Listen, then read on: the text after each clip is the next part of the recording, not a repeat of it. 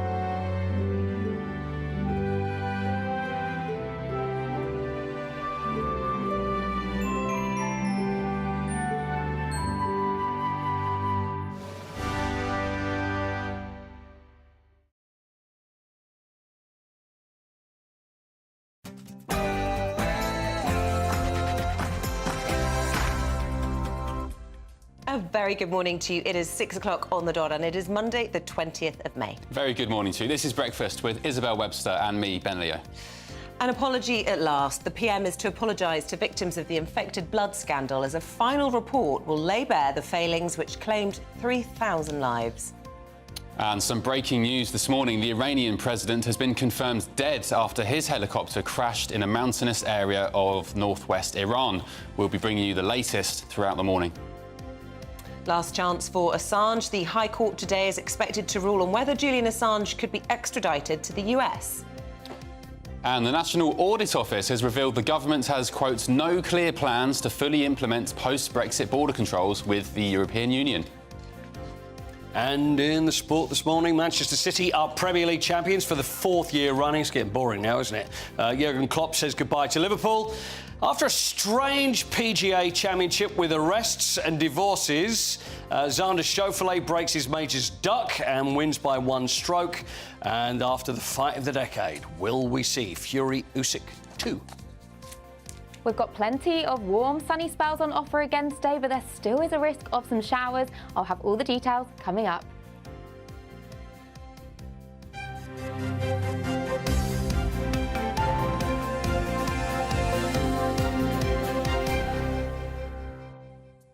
Well, good morning. Leading the programme this morning, the infected blood scandal independent inquiry's final report is set to be published later on today.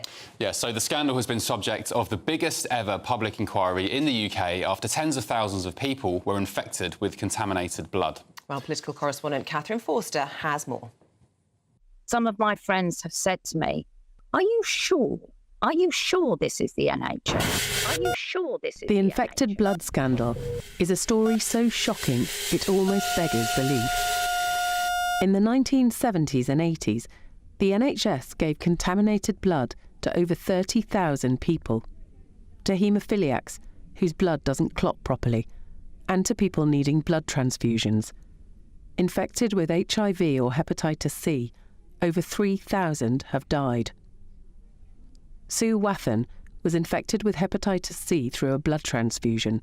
I had so many years of being unwell, well, very ill actually, but just didn't know what was the matter with me. She only found out decades later. And I literally fell back into the chair I'd been sitting in, thinking this can't be right.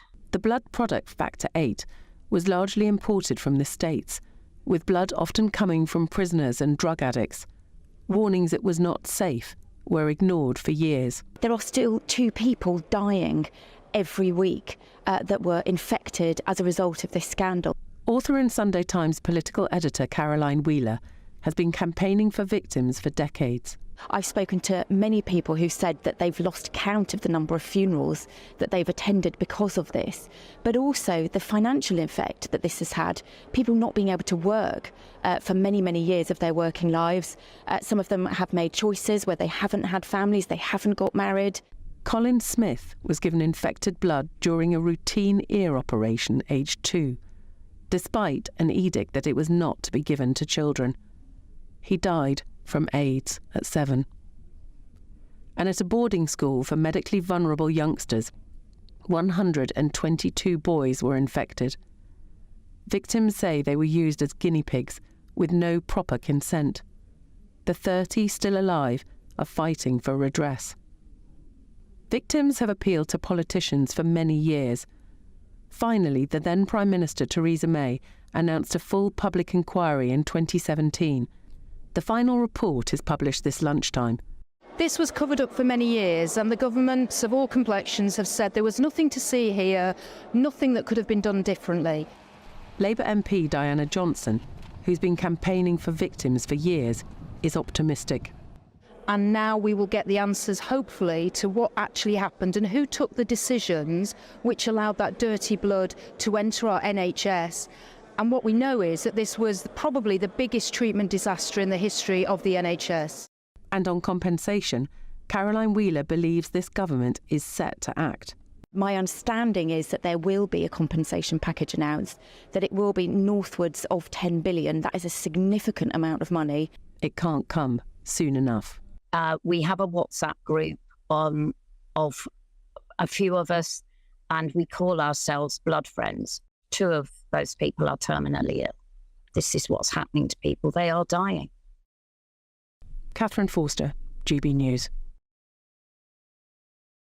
Well, there we go. OK, so political correspondent at The Spectator, James Hill, joins us now for some analysis. Good morning, James. Jeremy Hunt is expected to unveil £10 billion worth of compensation, perhaps even more, today for victims. Is that going to be enough?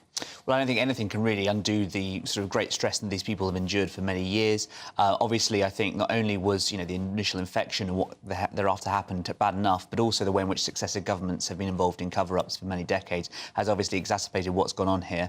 I think, obviously, the bare minimum that we could done is the necessary compensation, but also an apology from the Prime Minister, Rishi Sunak. And we just hope, perhaps, that this is going to go some way to helping those people, many of whom are terminal. And, of course, it's not just an issue of the past. We think someone dies every 3 or 4 days still from tainted blood to this day. It's such a shocking story when you hear the reports and you read all the details about it, and the fact that this was covered up. And to be honest, the can has been kicked down the road so many times. And yet now we're told there's going to be a consultation period to work out exactly this sort of tariff system about how the money is going to be assigned to the victims in all of this. More delays. Surely there could be a quicker way of resolving all of this. And are we sure that all of that 10 billion is going to go to all of those who've been affected by this? Well, this is what we hope. And obviously we've seen from other scandals, such as, for instance, the Post Office scandal recently, about the concerns that a lot of this money ends up in the pockets of lawyers. I think, ultimately you have to get a sort of, middle ground here between making sure the money does go as quickly as possible to the victims, but also ensure that normal processes are followed. There should be about a 5-week period of consultation. There will obviously have to be an act of Parliament to kind of sign off this 10 billion to go through as well. The families just hope that it's not going to be caught up in any kind of July election and thereafter delayed for a matter of months as a consequence of that. Well, Sir Keir Starmer has, over the weekend, pledged to make sure that if we do have a Labour government, then this situation won't be affected. But I do wonder, with £10 billion rumoured to be up for grabs, you alluded to it there, so many victims are dying day by day by day. Is this going to have to be ratified by certain government departments, which will inevitably, as Isabel alluded to, kick the can down the road even further? How many more victims are going to be dying whilst we wait for this to happen? And also, will the victims be able to sue the government and indeed the NHS after this? So I think that the report today by Sir Brian Langstaff, who has been the inquiry chair of this, is expected to be very damning. And one of the reasons for the recent delay in this inquiry has been a process called maximalisation, which is whereby everyone involved gets a chance to feed into the report before it comes out. And I think it's because it's going to be very damning of the institutions and individuals involved from the 70s, 80s, 90s. So as a result of that, that's going to be one of the delays. And what about the idea of criminal prosecutions? I mean, nobody's ever been prosecuted for this. Individuals who were responsible for, frankly, injecting humans with poison. And, it was a long time ago. Maybe some of these people have deceased. But will this perhaps open the door to not only civil cases, but some criminal trials? There certainly will be those calls. I think you can look at other countries as well where these inquiries have wrapped up much sooner. So France and Japan, for instance, some examples. They had the opportunity to kind of go for some criminal prosecutions there. So I think we will see those kind of things. And I think also that anyone involved in these kind of scandals, as we've seen from, for instance, the Post Office scandal, where Paula Venables has been very much in the headlines, there'll be a lot of pressure for them to come forward into the spotlight as well. You mentioned it there. Some people that were named in the Sunday Times in recent weeks of having apparently, I mean, they're dead so they can't defend themselves, but apparently having known that this blood was dirty, it was coming from America instead of using British clean blood, and they were allegedly getting bribes, payoffs from the pharmaceutical companies for choosing US blood. Is there anything of note in the inquiry set to be alluded to? Well, I think it'll definitely be kind of going on the relationships between the Department of Health, the NHS, and these pharmaceutical companies as well. I think also just the way in which the sort of the NHS sort of rode in behind some of these civil servants and the Department of Health as well, and sort of was able to hush it up because they thought they were actually from good intentions. Actually, it should have been much more investigation done sooner, and let's hope they try and get some redress for these grievances and the way in which the mechanism was conducted. Absolutely. James Heal, thanks very much indeed. Just to say, after 7 o'clock this morning, we're going to be speaking to one of the victims of this infected blood scandal. He himself a haemophiliac, and he was given these products at a school for disabled children, ruined his life, and he will give us his reaction, what he wants to see from the inquiry published a little bit later on, just after 7. That school down in Hampshire, the Trelaw School, I mean, just as a story on its own, was fascinating. All these young kids were sent off to board there, all haemophiliacs, around 90 of them, and they were used as guinea pigs by doctors, by medical experts, and there's only a few of them left. So Richard Warwick, he was one of the students. He will be with us a bit later on. Yeah, and you were telling me you have a personal sort of interest in the whole story because your brother has haemophilia. I've got skin in the game, yeah. My brother is a haemophiliac. He's a bit older than me, but I remember back in the day my mother taking him down to hospital when he needed factor VIII, and one of the doctors who, actually, he was accused in recent weeks of being one of the doctors who knew about the infected blood. He was accused in the Sunday Times of taking money from pharmaceutical companies. That surprised me reading that. His name was Jeff Savage. He's passed away now, because Dr. Savage was the person who warned my mother not to give so-called mucky blood to my brother because he knew he was raising the alarm. But now, for some reason, it seems he's been thrown under the bus. That's an easy scapegoat then, perhaps because he's dead. But a sliding doors moment in your family anyway, how things could have been very different. If you're affected in any way, let us know as well this morning. We'd love to hear from you. And also whether or not you think that this is enough, an apology from the government, £10 billion. Do we need to hear an apology from Sir Keir Starmer as well? Because this is the responsibility of failure of successive governments. So let us know what you think. gbnews.com/your say. OK, moving on now. The president of Iran, Ibrahim Raisi, has been confirmed dead after a helicopter carrying him and other officials has been located following its crash in a mountainous region in the north of the country. Well, the president was travelling in a convoy of 3 helicopters on the way back from a visit to the border with Azerbaijan. Joining us now is security specialist Will Geddes. Good morning, Will. Thank you for joining us.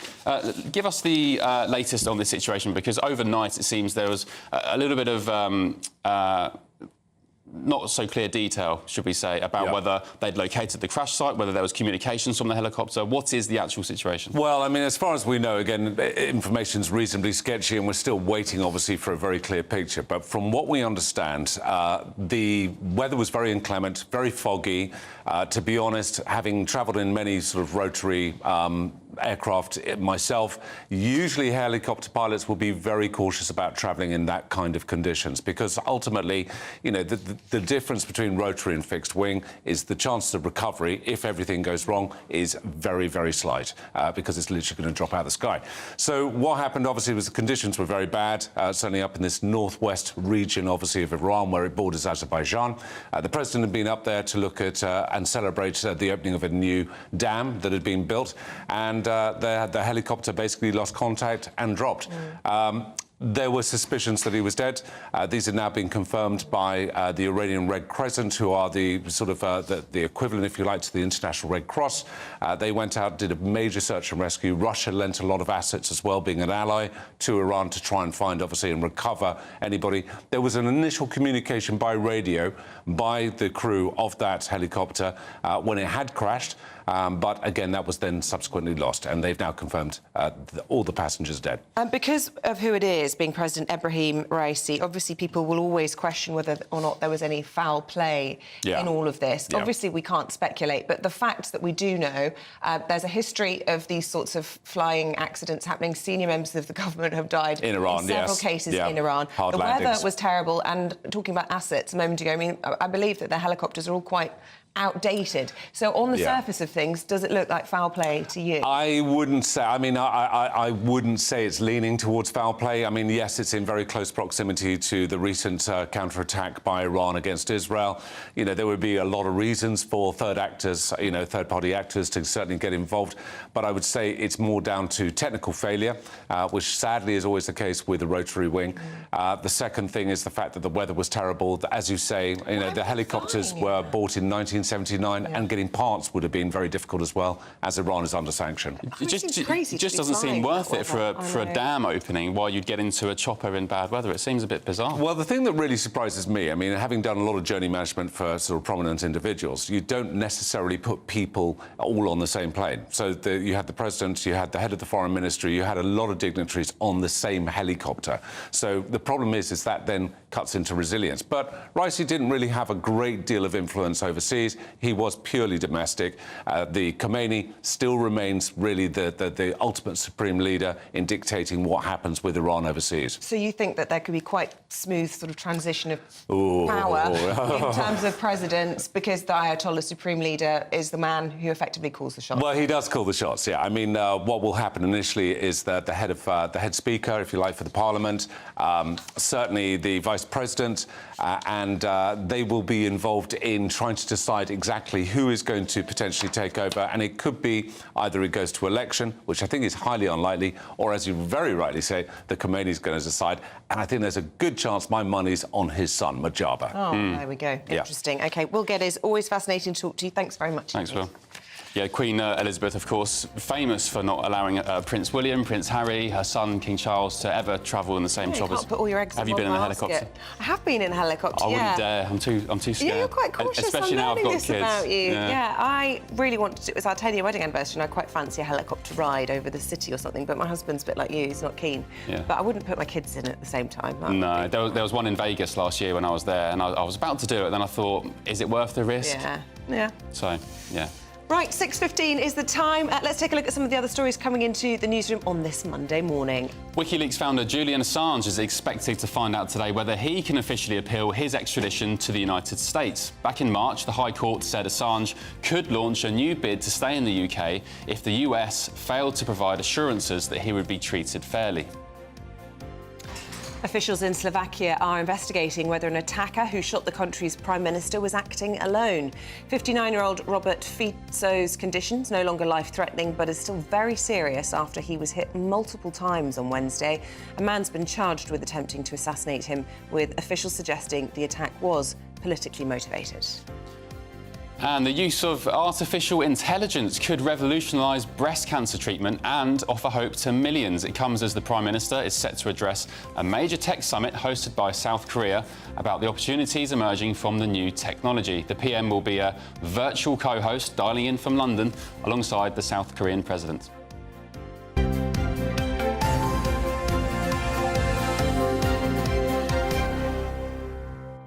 Now, an interesting story for you at home. Let us know what you think about this. The government says they have... Well, it's been reported that the government has no clear timetable to fully implement its post-Brexit border controls with the EU.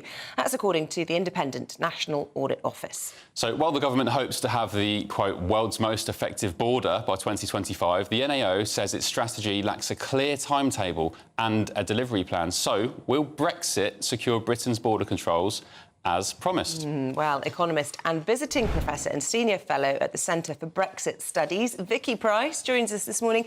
Good to see you. Look, a lot of people are used to having this kick down the can time and again by successive Conservatives post-Brexit, and the cost of this has been laid bare, £4.7 billion. Are we still to believe that this is finally going to come into action next year with this, what was it described as, the best ever border control we've ever had? It was some sort of super border. Well, the National Audit Office doesn't seem to think so, and that's quite important because they looked at all this in detail. This is, if I understand this correctly, the 7th report that they have produced on this, just tracking the improvements that have taken place, or not, as the case may be. And that's been a serious issue because, of course, you mentioned the costs already in terms of what the government has spent on setting up facilities, and of course some of the private sector has been involved in that, of course, and have benefited from this. But a lot of it isn't properly used because we have very few controls of things coming in, at least until recently, whereas there are quite a lot of controls on things going out. So our exporters have been quite badly affected by this, with huge costs to business, with loads of SMEs in particular that have given up trading with Europe completely because it's so costly and unclear. I think the estimate is something like 7 billion costs per annum of all those procedures, customs demands and all that, despite the fact we don't actually have any tariffs on goods with the EU as part of our agreement. And in addition, of course, what you've seen is that quite recently we have finally seen an introduction of checks for things coming in from the EU where there may be health concerns, such as plants and animal products and also live animals. And that in itself has added quite a lot of cost. The estimate of that particular initiative is about £500 million a year for anyone who's importing, and a lot of this will be passed to the consumer. But the real question is, have we progressed sufficiently in terms of ensuring that the promises that were made, that the border was going to work properly, are actually met? And the NAO has decided that in the report that we are a long way off from that. Just to come back to you, I mean, the 4.7 billion figure just blows my mind when you think that successive governments have been avoiding trying to pay this 10 billion in compensation that we're talking about in the previous story in this blood scandal. This is almost half that cost, and that's just in the few years since Brexit has happened. Are things likely to change, do you think, if we have a Labour government? Because we know that they have openly talked about a closer alignment with the EU. What would that mean in terms of this friction that is costing well, 4% on GDP per year at the moment?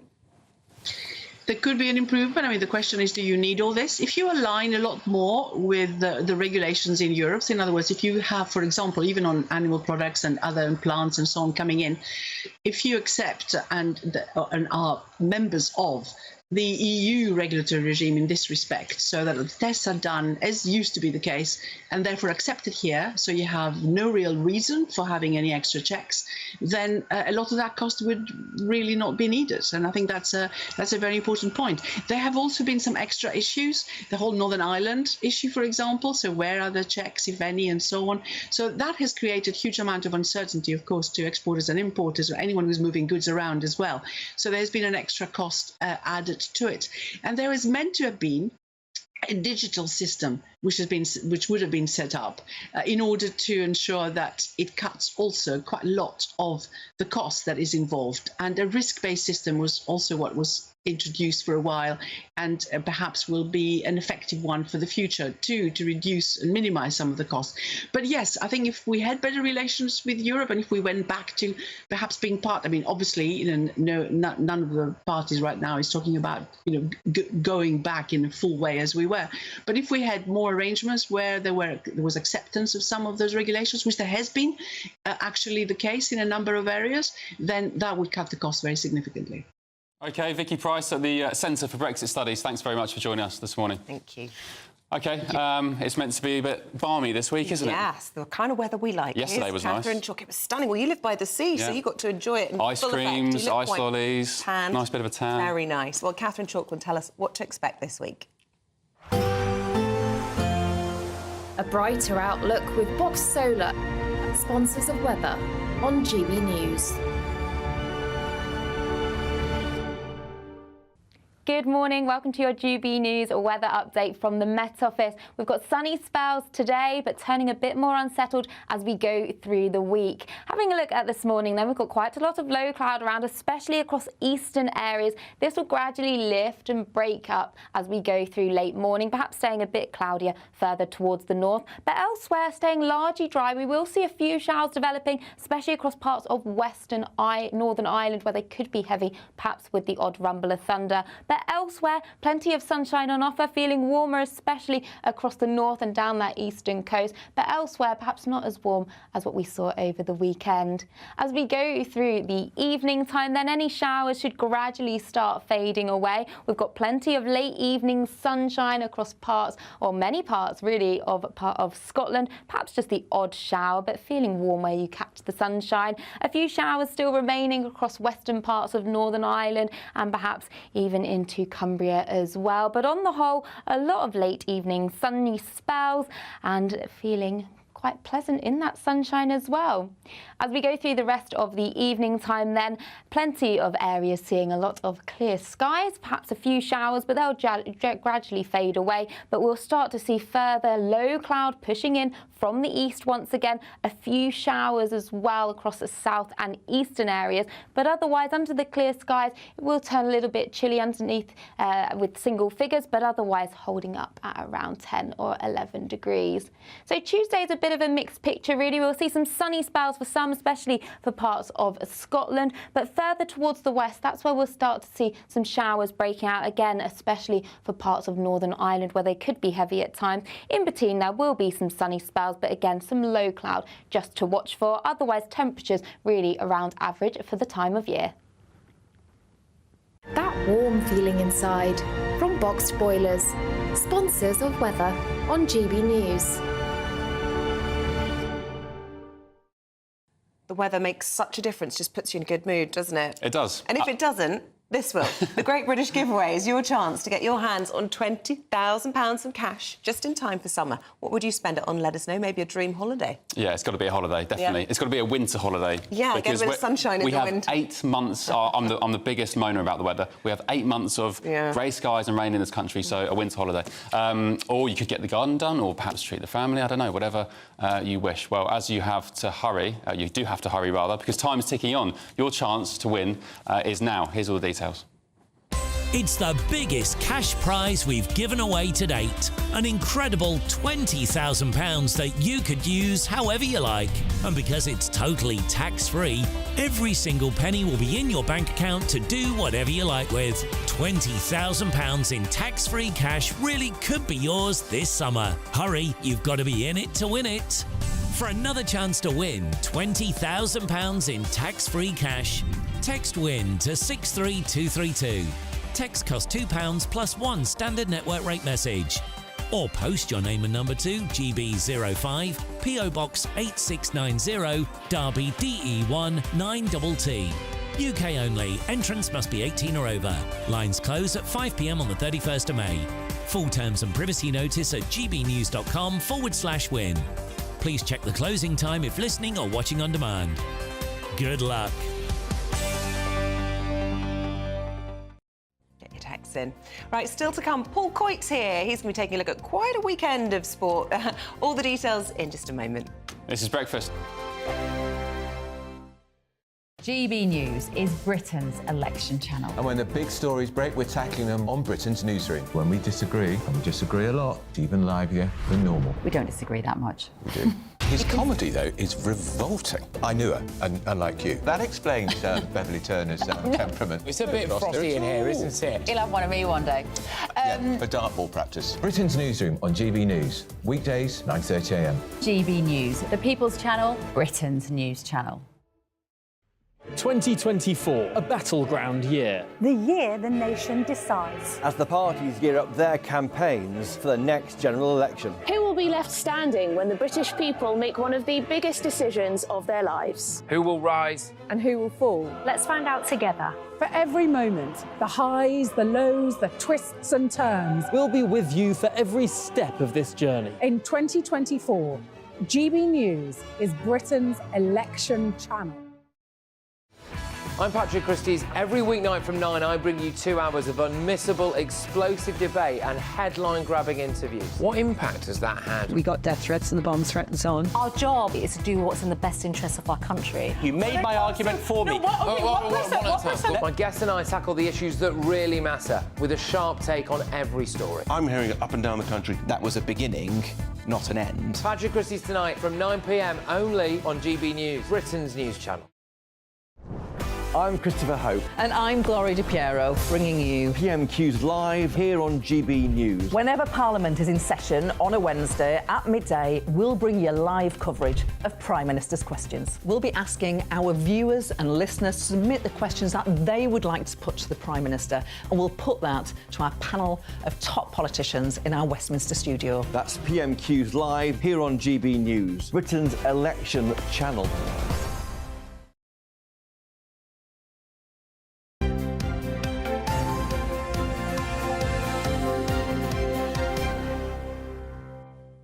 OK, it's time to go through all the latest sports news. A very smug Paul Coit is here with us, the Tottenham Hotspur fan. I swear I'm not. Actually, I'm not. Honestly, no. I thought you were going to come in this morning and me as an Arsenal fan give me a lot of jib. I think the only fun bit was probably when there were rumours going around the Emirates. Did you see that? That West Ham had equalised. Yeah, Manchester. Yeah. So Manchester City have won the title for the 4th year running, and Arsenal had I mean, let's face it, Arsenal, had a great season and pushed very close. 16 out of 18 last 18 games, lost 1.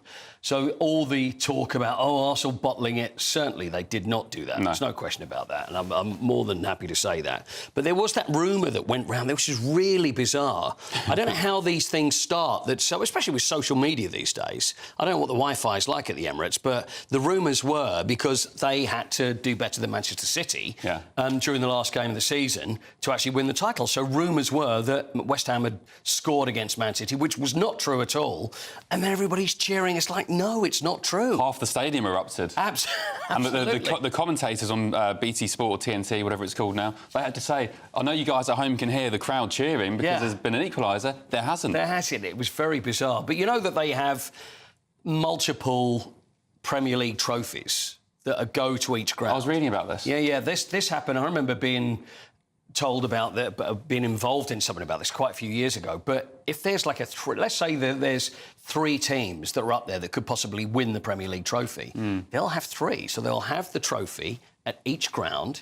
Not only that, they have a team that go with the trophy that have all the equipment ready just in case. Because obviously, if one of them wins, you can't not have a trophy there. Of so course. There are 3. I read this and I wanted to know who had the genuine trophy and who had the replica. The thing is, they're exactly the same. They're exactly the same. So there's also been footage at the Emirates where they had the secret, the rehearsal. So they bring the cup up, so everything's ready because they've got to be ready. Otherwise, then they just put it away and then the team will disappear. Yeah. And then they'll go with... I'll tell you what, it was a massive shame because I knew City would win it and, they deserve to win it. At the tail end of the season, they just go into, just mega mode, don't they?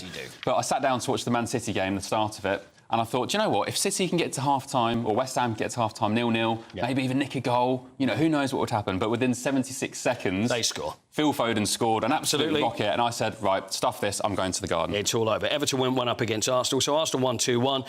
Liverpool won 2-0 against Wolves, so it's Jurgen Klopp. I mean, it's the end of the era, isn't it? And no matter what anybody says about Jurgen Klopp, and I've always hated the way that he would carry on if someone asked about early kickoffs and he'd get very upset and then start getting cocky with anybody. But you know what? What a great manager, and he's been brilliant for Liverpool. 2 League Cups, FA Cup, Premier League, Champions League, if we can throw the Club World Cup in there as well. So it is the end of an era, and a great character as well. A great character. A loss for the league. Arne Slot will be the man that comes in and takes over. And he announced that, didn't he? Klopp. Didn't he announce the new manager in his... Klopp announced Slot. Yes. Yes. Klopp announced Slot. But Crystal Palace beat Aston Villa 5-0. See, Aston Villa, who ended up in 4th place, whether they were on the beach or not is one thing, but Crystal Palace have had a great end to their season. So who knows where they're going to go. And then down, Sheffield United, Burnley and Luton end up going down. I'll tell you the other thing that drives me crazy, and I mentioned this last week, and I think Isabel was here when I mentioned this as well, was when you get the people, players do their lap of appreciation, they call it, which is where they would go out on the pitch at end of the season, you get the players would come out and then they wave to the fans, which is a great thing, it's what they should do. Go out and say thank you for all the great support. But then, over the past 4 or 5 years, then you'd get the situation where the players would come out with the kids. And it's all quite cute, and they've got Daddy written on their shirts. That's OK, very nice. Then it's moved on. So now it's the wives will come out. Now the friends. I've known teams, I've heard stories about players that have asked for 20 people to go with them, so they can have their agent out there with their friends. I know I would be like that. Would you? Please, can I bring my mum? But the thing is, it's like, let's bring your family to work day. But nice. It's not, because it's all about them saying thank you to the fans, and then they forget the fans. It's like, oh, let's walk around the pitch. Oh, OK. We'll do this. Selfies. It drives me It's just for the bananas. socials, isn't it? It's just for Instagram and Twitter. It is. Yeah. But the whole point is about the fans. This is what it's all about. This is what you need to say thank you to, and then it ends up, it's all about them. So maybe that they should drives me do like crazy. a lap of honour just for the fans and then bring in the crowds after that. Do your thing. Bring, if they want to have a kick around on the pitch afterwards, that's fine. See, we could sort that out. I know, I'm not very happy. So that's why I'm going to be waving around the table. Just briefly, what happened in the boxing on Saturday night? Well, I think we know about that. I mean, it's really the fallout. It's Alexander Usyk and Tyson Fury. It was a hell of a fight. I mean, it really was. And usually with my sleeping patterns, I'm usually nodding off by the time it gets to 10 o'clock, but I was shouting and screaming. Got to the ninth round where Usyk just battered Tyson Fury. It went to a split decision. It looked like Tyson was ahead, but it ended up Usyk. Tyson actually blamed the judges, saying, oh, it's probably because they feel sorry for him because he's from Ukraine. That's nonsense. Usyk won the fight, so now we're looking, is there going to be a rematch? Looking at October, Tyson hasn't definitely said yes. This is not about the money now, because he's made 150 million quid. It's all about pride. But if they do it again, looks like October, and it lived up to all expectations. It was there wasn't a lot of sleep on Saturday night for many people, was there? Oh, yeah, of course, you were right on the tiles, weren't you? Or was No, that Friday? that was Friday, but we're not talking about that? OK. No, we're not talking about that. No, not Isabel. I do love Tyson Fury because he makes all this money, 116 million for Saturday night or whatever it was, and yet him and his missus still shopping Audi, still trying to get the buy one, get one free. Yeah, they're very normal, aren't they? Yeah. They're relatable, sort of relatable with all their millions. Yeah, all right. Thanks, Quitty. I'm trying to relate myself, but I'm not quite there yet. I can relate to the Aldi shop, that's about Absolutely, it. Other supermarkets are available. All right, still to come, Christopher Biggins and Dawn Neeson are going to be here taking us through what's making the news in the papers. Plus, we'll be speaking to Paymaster General John Glenn MP. This is Breakfast on GB News with Ben Leo and Isabel Webster.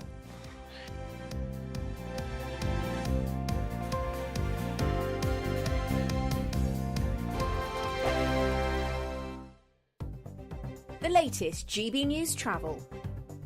Good morning, I'm Russell Holding. In County Durham on the A19, there's a lane closed northbound after an accident between the A67 at the Craythorne Junction and Middlesbrough. Train services on Merseyside are suspended between West Kirby and Hoylake after a derailment. Trains on the West Coast Main Line aren't running between Stafford and Nuneaton, where overnight engineering works have overrun.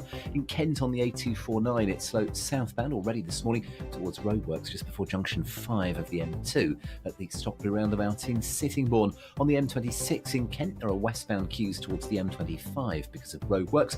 In Dorset, the A350 is closed each way over the Twin Sails Bridge in Poole for emergency repairs after an inspection last week. And in Devon on the A38, there's a lane closed northbound where someone's broken down between Chudley and Harkham Cross. And that's the latest. You can stay up to date throughout the day by visiting our website, gbnews.com. In the GB newsroom, we bring you the news as it happens. With our team of dedicated journalists across the UK, GB News brings you accurate reporting of the day's topical agenda. When the news breaks, wherever and whenever it's happening, we'll be there. This is GB News. The People's Channel, Britain's news channel. Good afternoon, Britain. Good afternoon, Britain. Weekdays from midday, we bring you the most compelling stories from across the United Kingdom. And why it matters to you. From your doorstep to our inbox. That's right, we want to hear from you. Good afternoon, Britain. Only on GB News, the People's Channel, Britain's news channel.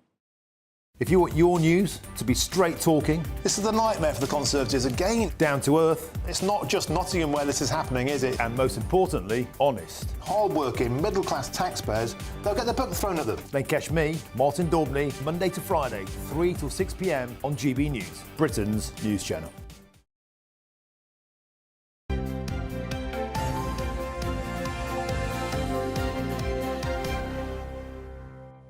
Welcome back. We can talk straight away now to the government. We're joined by the Paymaster General and Minister for the Cabinet Office, John Glenn. Very good morning to you. A big day today, not only for the government, for successive previous governments, but also for all of those who've been unfortunately caught up in this, what frankly can only be described as a scandal. I'm talking about, of course, the blood poisoning. An apology to be given by the Prime Minister, which is to be welcomed and commended. But what can you tell us about this £10 billion? When will the victims be able, finally, to get their hands on what they quite rightly are owed? Well, at the request of the communities, I've spent 10 days very recently going around the country. I've been in Belfast, Cardiff, Leeds, Birmingham, Edinburgh, talking to the victims, people who have HIV and Hep C from infected blood. At their request, we will not be talking about compensation today. This is a day for Sir Brian Langstaff's report to be given. This is 6 years in the making. An enormous amount of work has gone into it, and we want to listen to what that report has to say. It hasn't even been published yet. The government haven't seen it. And come to terms with what is likely to be one of the biggest, if not the biggest, crisis in the NHS's history.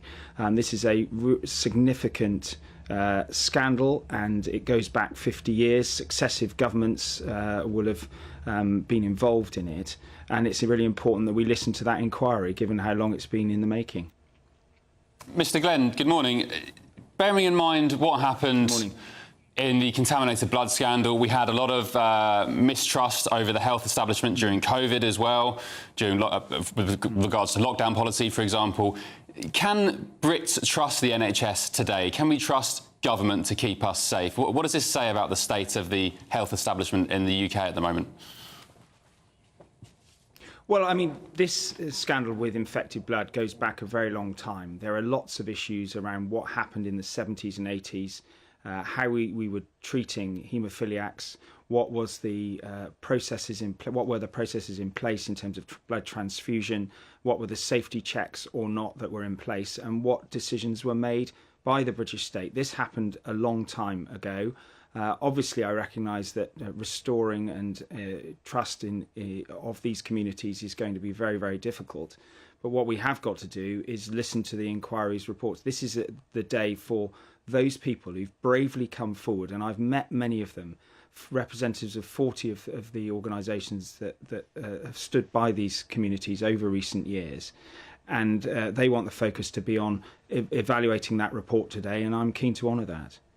Yes, except we've also spoken to a huge number of victims over the course of all of this, and they've told us that they are obviously also extremely concerned about compensation. Now, you might feel that we should be talking about the inquiry, and we will be, and we want to hear what lessons could be learned. But what assurances can you give to people who have been routinely fobbed off in what's only, you know, a lot of people would call a cover-up, that they will be compensated adequately, and that this £10 billion that we're being told has been earmarked for them won't go in majority to lawyers or to whatever else it might be?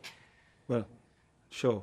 Well, I'm sure you'll know that we passed legislation through the House of Lords on the 30th of April, just a few weeks ago, that obligates the government to set up the Infected Blood Compensation Authority. That will be set up immediately when royal assent is given next month or very soon after. And I've been working with a group of experts for the last 4 months who've been trying to translate the recommendations of Brian Langstaff. He said there would be no further word on compensation into a scheme. But I'm not going to be talking about the details of that today. That will come very soon after. So they can be reassured that the government has been working very swiftly to put all of this together. And the purpose of those meetings, those 18 meetings across the UK, were to inform them of that, what legislation had passed, and also then to respect their wishes by not talking about it on the day of the inquiry's report. Mr. Glenn, there's been some quite damning revelations over the years, and especially in recent weeks as we've neared the conclusion of this inquiry, about NHS doctors, even maybe civil servants who had been taking money from US pharmaceutical companies to choose contaminated US blood and instead shun clean UK blood. What's your thoughts and what's the government's position on criminal prosecutions and also the government being sued as well, or the state? Well, you've raised a number of issues that have been speculated upon about what's going to come out in this report today. It hasn't been published yet. It'll be published in an hour or two. The government haven't had advance sight of it. So there are lots of issues there that will need careful and swift examination and a thorough response from government. But I'm not going to speculate about something that I haven't read. I don't think that's appropriate. But the issues you raise are very serious, and they demand a thorough response from government, and that's what, in due course, we will give. Could you give us a thorough response in relation to border controls? And I'm talking about in the post-Brexit period. The National Audit Office today is saying that since the post-Brexit transition period concluded at the end of 2020, the government has delayed controls 5 times to the tune of £4.7 billion. What a waste of money. We were promised the world's most effective border by 2025. Can you tell us whether or not that will be happening? Well, you'll forgive me, that's not my specific area of responsibility. I haven't seen that report. This morning, I think a lot of people will find that I will be very happy to comment on it when I've read it. Really? Well, let me just say, I mean, the government have done quite a lot over recent months to attend to the real challenges we face on our borders.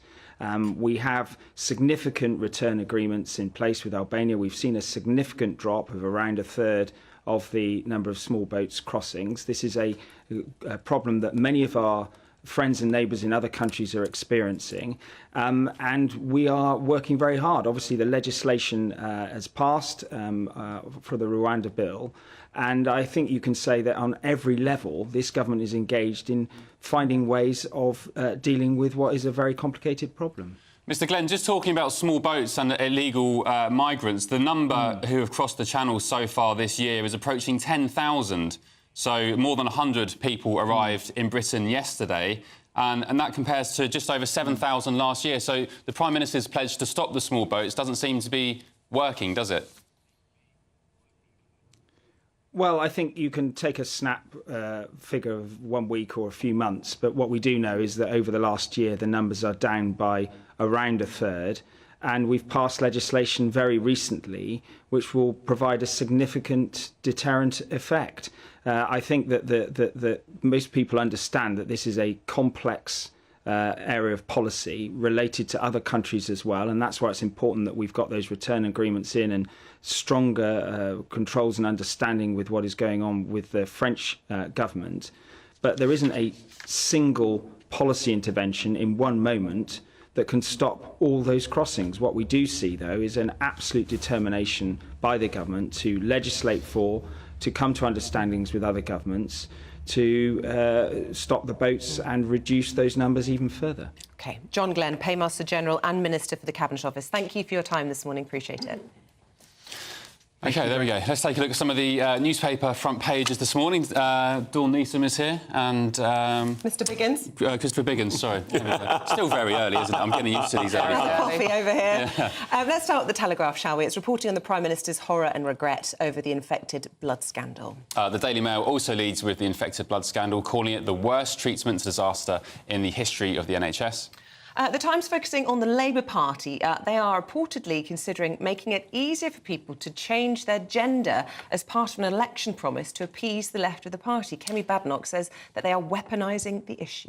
And The Sun reports that the woman who inspired the Netflix series Baby Reindeer, have you seen that? She's allegedly sent hundreds of emails to Sir Keir Starmer. I haven't seen it, but I do really want to watch it. It is the show everyone's talking about. Oh, it's excellent. Is it really good? Really, really Will it good. scare me, though?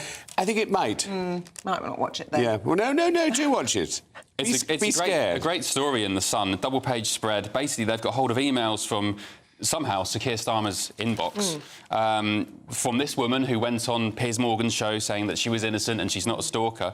It turns out, apparently, from the looks of this article, that she's been at it with Sir Keir Starmer as well. What do you make, Biggins, about seeing her? I mean, she's been doing TV interviews, she's appearing in the front of the papers. I mean, quite brazen, isn't it, when you're being accused? She's as mad as a box of frogs. I mean, she is absolutely... Careful. Well, I mean, that's only me watching these programmes. I mean, I saw the Piers Morgan, you know, and she obviously you know, I'm not going to say any more, but she's not all there. And I think what she's done to Keir Starmer is just terrible. Yeah. If all this is true, you know, I find that quite extraordinary that these accusations from her have happened. Well, one thing in her defence, let's play devil's advocate here. In the Netflix series Dawn, she is accused or portrayed as going to prison for stalking. No journalists to this day, even Piers Morgan or his team, you know, very well resourced, they've not been able to find any conviction in the courts. So I must confess I'm with Isabel on this one. I haven't had the chance to actually see the Netflix show, and all I've done is been able to catch up on the newspapers. But it is absolutely a fascinating story how something allegedly that is frankly horrific. I mean, you know, stalking is not something we should take lightly in any way, shape or form, has been turned into a celebrity cause almost. The fact that, you know, this lady, as I said, it's only an alleged accusation. There doesn't, as you said, Ben, doesn't seem to be any documentation about the actual criminal side of this.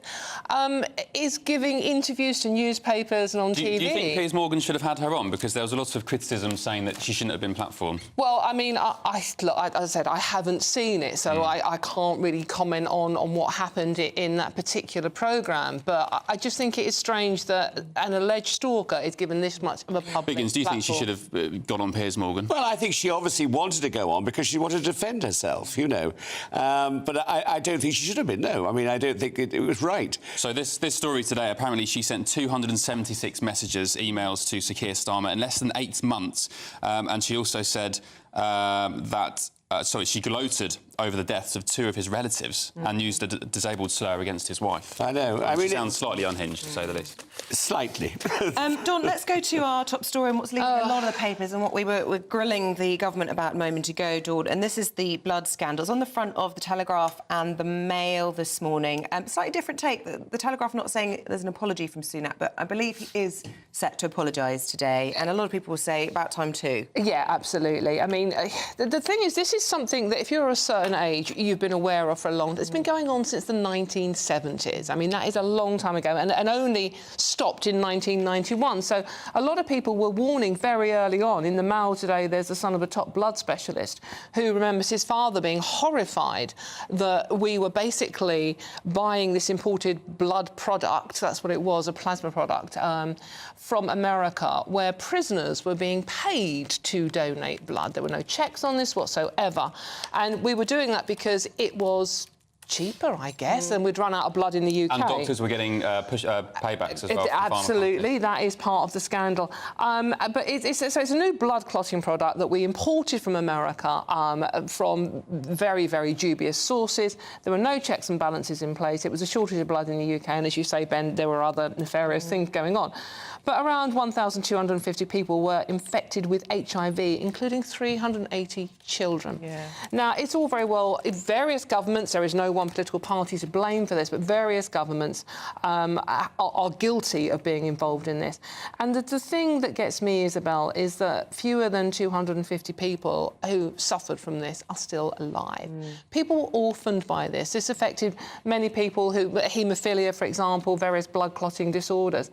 And it's been going on for a long time, and these poor people have been fighting for all this time. Do you think that Sir Keir Starmer should apologise as well, following on from Rishi Sunak's lead, just on behalf of his own party? You know what, I think there are And also, I just wondered what you made of the government there when he was saying, you know, today's not about the compensation. Hang on a minute. It is. Everyone we've been speaking to has been saying, when are we going to be compensated for our lives being ruined? And he's trying to sort of brush it away and say, well, we'll talk about that another time. There you go. It's also like the Post Office situation where they haven't been compensated properly. I mean, you know, they admit they're wrong, but they won't pay out. It's ridiculous. And the blood scandal is appalling. You know, absolutely appalling. However, I do stand up for the NHS because I don't think it's necessarily the NHS. I think it's the top people in the NHS, the people who are running it. Biggins, there have been doctors in the NHS at St Thomas's Hospital, which is the leading haemophiliac centre in the UK, who have been... They're dead now, so they can't defend themselves, but they have been accused of taking money from US pharmaceutical companies to use contaminated US blood over our clean... Well, they should have been dealt with much earlier. This is, as we said, we've been saying, it's been going on for years and years and years. And you're right to bring that up. But I do think the NHS is a marvellous institution. institution. Well, I mean, there are so many things they do. Can we still trust? I asked Mr. Glenn then. Can we still trust the NHS? Well, I certainly can trust the NHS, and I'm sure everyone should, because they do a wonderful job. I just want to move on because we've only got limited time. I just want to sort of up our story count a little bit because we will talk a lot about the blood scandal in the programme. But Dawn, this story in the front of the Times has caught my eye about making it easier for gender changes to be made. Now, we saw how this sort of affected Nicola Sturgeon's leadership in Scotland. It's a bold move from Labour, isn't it? A potentially disastrous idea. Well, I mean, it's not confirmed as policy yet. This is a story that has been leaked. The Times have got it as an exclusive. And the story is basically the Labour Party is considering how to make it legally binding certificate easier to change your gender.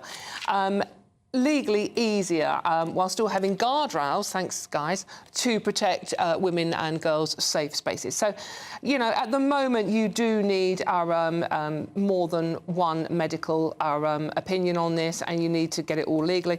Labour's plans, in theory, are going to allow a single GP who's not even necessarily qualified in this area to just write you a bit of paper saying, yeah, you are a different gender. Now, the problem is I haven't seen a GP for 3 years, so, you know, how are they going to find the time to do this? Sign a bit of paper? I mean, I'm sorry, this has just lost, I think, probably 51% of the population's votes. Well, Wes Streeting, the Shadow Health Secretary, he did an interview with The Sun a few weekends back saying that he was now anti-woke. He was against woke nonsense. Isn't this the epitome of woke? Absolutely. You hit it right on the nail. I mean, it is the epitome of woke. I mean, it's disgraceful. Well, I think it's also doing a disservice to those people who have gender dysphoria. At the moment, the law requires them to live for 2 years before they make these huge decisions. I think the lessons from the Cass report, which showed that basically these people have a lot of complex other mental health issues and they need support around that before they do these life-changing changes. So I think it could possibly be doing a disservice to these people who are struggling in their own skin. And often, you know, what happens is that people do a change of sex. And they do it, and it's a big operation, and mentally it's terrifying. And then they want to go back. And that is the other problem. I think there should be more help. Yeah, and just to qualify here, you can't change sex. You may be able to change gender, that's up for debate as well, but you cannot change sex. Sex is a biological thing, you can't change it. It doesn't matter what your GP... Careful, Dawn, you'll get called a bigot for that. Don't care, I don't care. It doesn't matter what your GP writes on a bit of paper. Sex is biological, you can't change it. Sorry, it's chromosomes. There we go. Right, well, I don't know how to follow that, really, other than some people would disagree. We've got about 40 seconds, so we're probably just about to squeeze in super fast this front page about protest groups such as Just Stop Oil being forced to pay compensation begins. Well, I think they should. I mean, and I don't think that the protesters only should pay compensation. I think people who go into the marathon, who go to cycle races. I mean, yesterday, I live in Hackney, I came home and I couldn't get to my house because there was a cycle race. I mean, you know, nobody considers the people who live in this city. Absolutely. OK, well, it's meant to be quite balmy, according to the weather. Just Stop Oil hates that, but Catherine Chalk has your latest. A brighter outlook with Box Solar, sponsors of weather on GB News. Good morning, welcome to your GB News weather update from the Met Office. We've got sunny spells today, but turning a bit more unsettled as we go through the week. Having a look at this morning, then we've got quite a lot of low cloud around, especially across eastern areas. This will gradually lift and break up as we go through late morning, perhaps staying a bit cloudier further towards the north. But elsewhere, staying largely dry. We will see a few showers developing, especially across parts of Northern Ireland, where they could be heavy, perhaps with the odd rumble of thunder. But elsewhere, plenty of sunshine on offer, feeling warmer, especially across the north and down that eastern coast. But elsewhere, perhaps not as warm as what we saw over the weekend. As we go through the evening time, then any showers should gradually start fading away. We've got plenty of late evening sunshine across parts, or many parts really, of Scotland. Perhaps just the odd shower, but feeling warm where you catch the sunshine. A few showers still remaining across western parts of Northern Ireland and perhaps even into Cumbria as well. But on the whole, a lot of late evening sunny spells and feeling quite pleasant in that sunshine as well. As we go through the rest of the evening time then, plenty of areas seeing a lot of clear skies, perhaps a few showers, but they'll gradually fade away. But we'll start to see further low cloud pushing in from the east once again, a few showers as well across the south and eastern areas. But otherwise, under the clear skies, it will turn a little bit chilly underneath with single figures, but otherwise holding up at around 10 or 11 degrees. So Tuesday is a bit of a mixed picture, really. We'll see some sunny spells for some, especially for parts of Scotland. But further towards the west, that's where we'll start to see some showers breaking out again, especially for parts of Northern Ireland, where they could be heavy at times. In between, there will be some sunny spells, but again, some low cloud just to watch for. Otherwise, temperatures really around average for the time of year. That warm feeling inside from Boxed Boilers, sponsors of weather on GB News.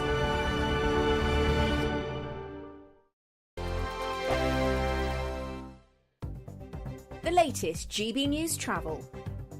Good morning, I'm Russell Holding. In County Durham on the A19, there's a lane closed northbound after an accident between the A67 at the Craythorne Junction and Middlesbrough. Buses replaced trains between West Kirby and Hoylake after a derailment. Trains on the West Coast Main Line aren't running between Stafford and Nuneaton, where overnight engineering works have overrun. In London, the A2 is partly blocked eastbound by an accident between the Kidbrooke interchange and the South Circular at Eltham, causing queues. There's some cancelled South Eastern rail services between Shortlands and Victoria. After electrical supply problems, there are queues on the M25 in Kent, clockwise towards Junction 5 for the M26, and back on the M26 towards there because of roadworks. In Dorset, the A350 is closed over the Twin Sails Bridge in Poole for emergency repairs. And in Devon on the A38, there's a lane closed northbound where someone's broken down between Chudley and Harkham Cross. That's the latest. You can stay up to date throughout the day by visiting our website, gbnews.com. It's the biggest cash prize we've given away to date. An incredible £20,000 that you could use however you like. And because it's totally tax-free, every single penny will be in your bank account to do whatever you like with. £20,000 in tax-free cash really could be yours this summer. Hurry, you've got to be in it to win it. For another chance to win £20,000 in tax-free cash, text PRIZE to 63232. Text costs £2 plus one standard network rate message. Or post your name and number to GB05, PO Box 8690, Derby DE1 9TT.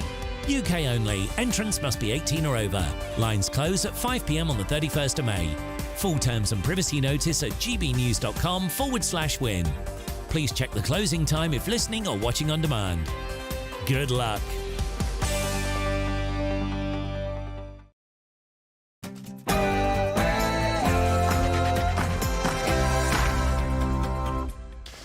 Very good morning to you. It's 7 o'clock. This is GB News Breakfast with Ben Leo and Isabel Webster.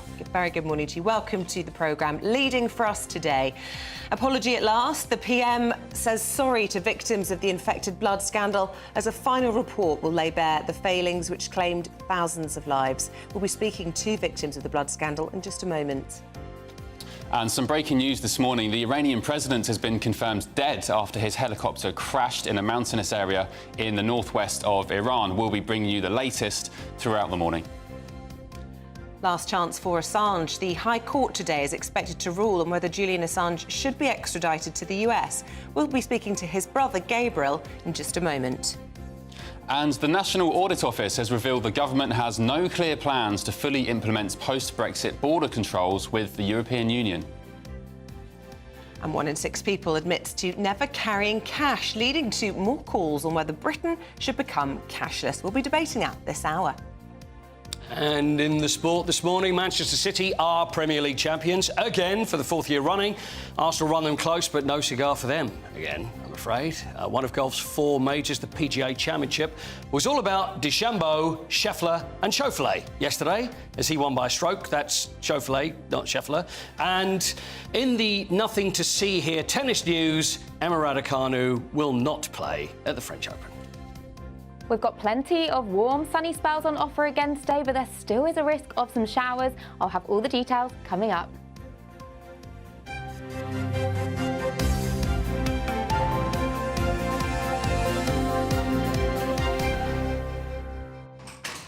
So our top story this morning, the infected blood scandal independent inquiry's final report is set to be published later on today.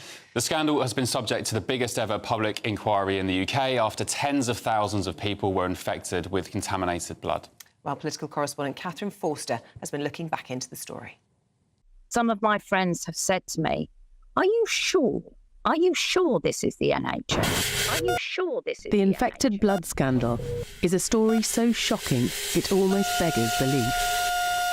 In the 1970s and 80s, the NHS gave contaminated blood to over 30,000 people, to haemophiliacs whose blood doesn't clot properly, and to people needing blood transfusions. Infected with HIV or hepatitis C, over 3,000 have died. Sue Wathen was infected with hepatitis C through a blood transfusion. I had so many years of being unwell, well, very ill actually, but just didn't know what was the matter with me. She only found out decades later.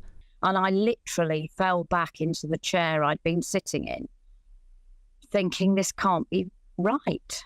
The blood product factor VIII was largely imported from the States, with blood often coming from prisoners and drug addicts. Warnings it was not safe were ignored for years. There are still 2 people dying every week that were infected as a result of this scandal. Author and Sunday Times political editor Caroline Wheeler has been campaigning for victims for decades. I've spoken to many people who said that they've lost count of the number of funerals that they've attended because of this, but also the financial effect that this has had, people not being able to work for many, many years of their working lives. Some of them have made choices where they haven't had families, they haven't got married. Colin Smith was given infected blood during a routine ear operation aged 2, despite an edict that it was not to be given to children. He died from AIDS at 7. And at a boarding school for medically vulnerable youngsters, 122 boys were infected.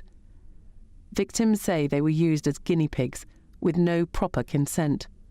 The 30 still alive are fighting for redress. Victims have appealed to politicians for many years. Finally, the then Prime Minister Theresa May announced a full public inquiry in 2017. The final report is published this lunchtime. This was covered up for many years, and the governments of all complexions have said there was nothing to see here, nothing that could have been done differently. Labour MP Diana Johnson, who's been campaigning for victims for years, is optimistic.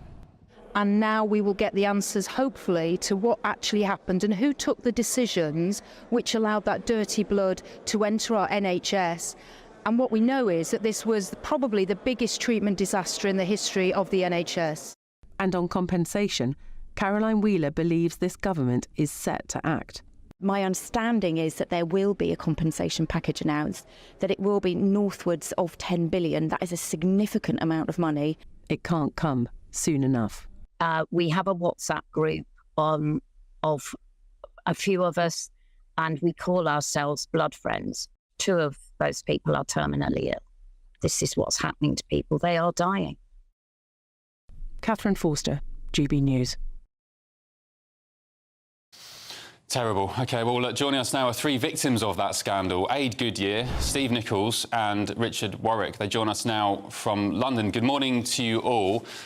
Ade, let's start with you. I've known you for a few years, and this has been a long time coming today. Lots of people talking about apologies, but we've had apologies and mealy-mouthed gestures over the years. What are you actually hoping for today? Is it about the money? Absolutely not. I mean, the money's a part of this, obviously, because after 40 years of no insurances, mortgages and so on, lack of employment, finances do come into it, of course they do, for losses. But it's about contrition and justice today. We need things that we need delivered to a bus we recommend, our justice that we've waited 40 years for. Yeah, and Richard, how significant is it for you to hear from the Prime Minister an apology? There were questions about whether he would go so far as to make an explicit apology on behalf of everybody involved, those of successive governments and, of course, also civil servants. And would you like to see the same from the Leader of the Opposition?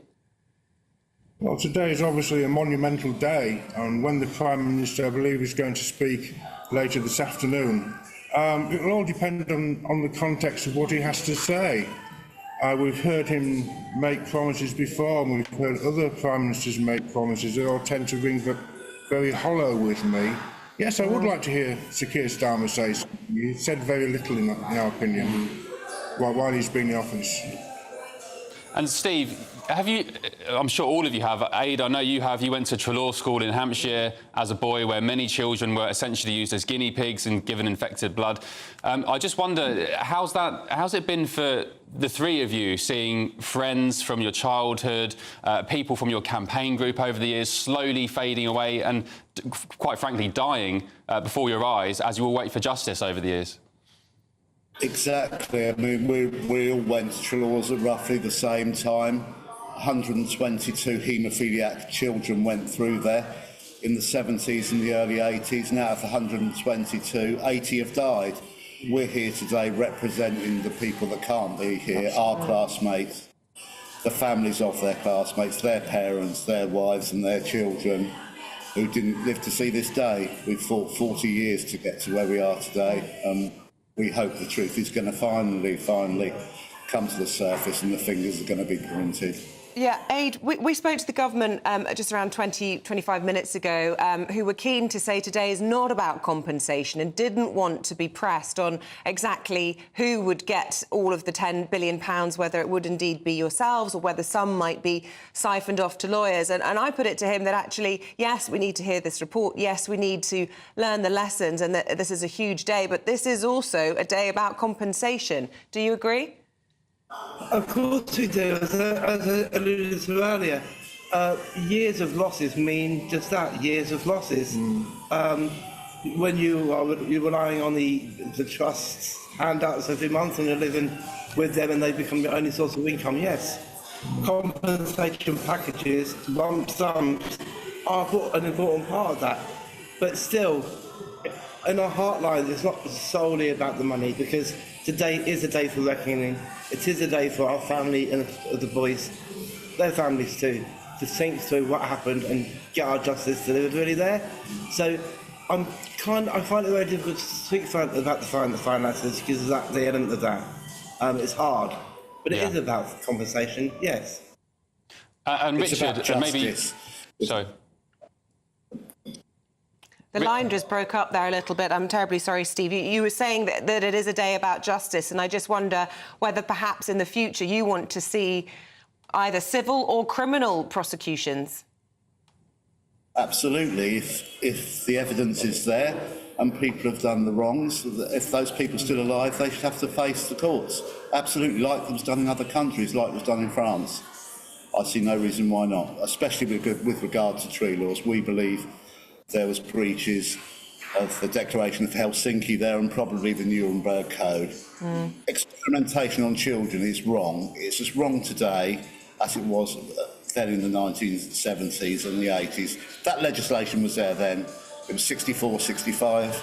That legislation was put into place and they broke that.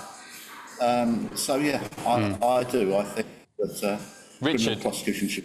Richard, have you got any concerns about a potential change of government this year, how it may affect the delivery of compensation? Any worries about that?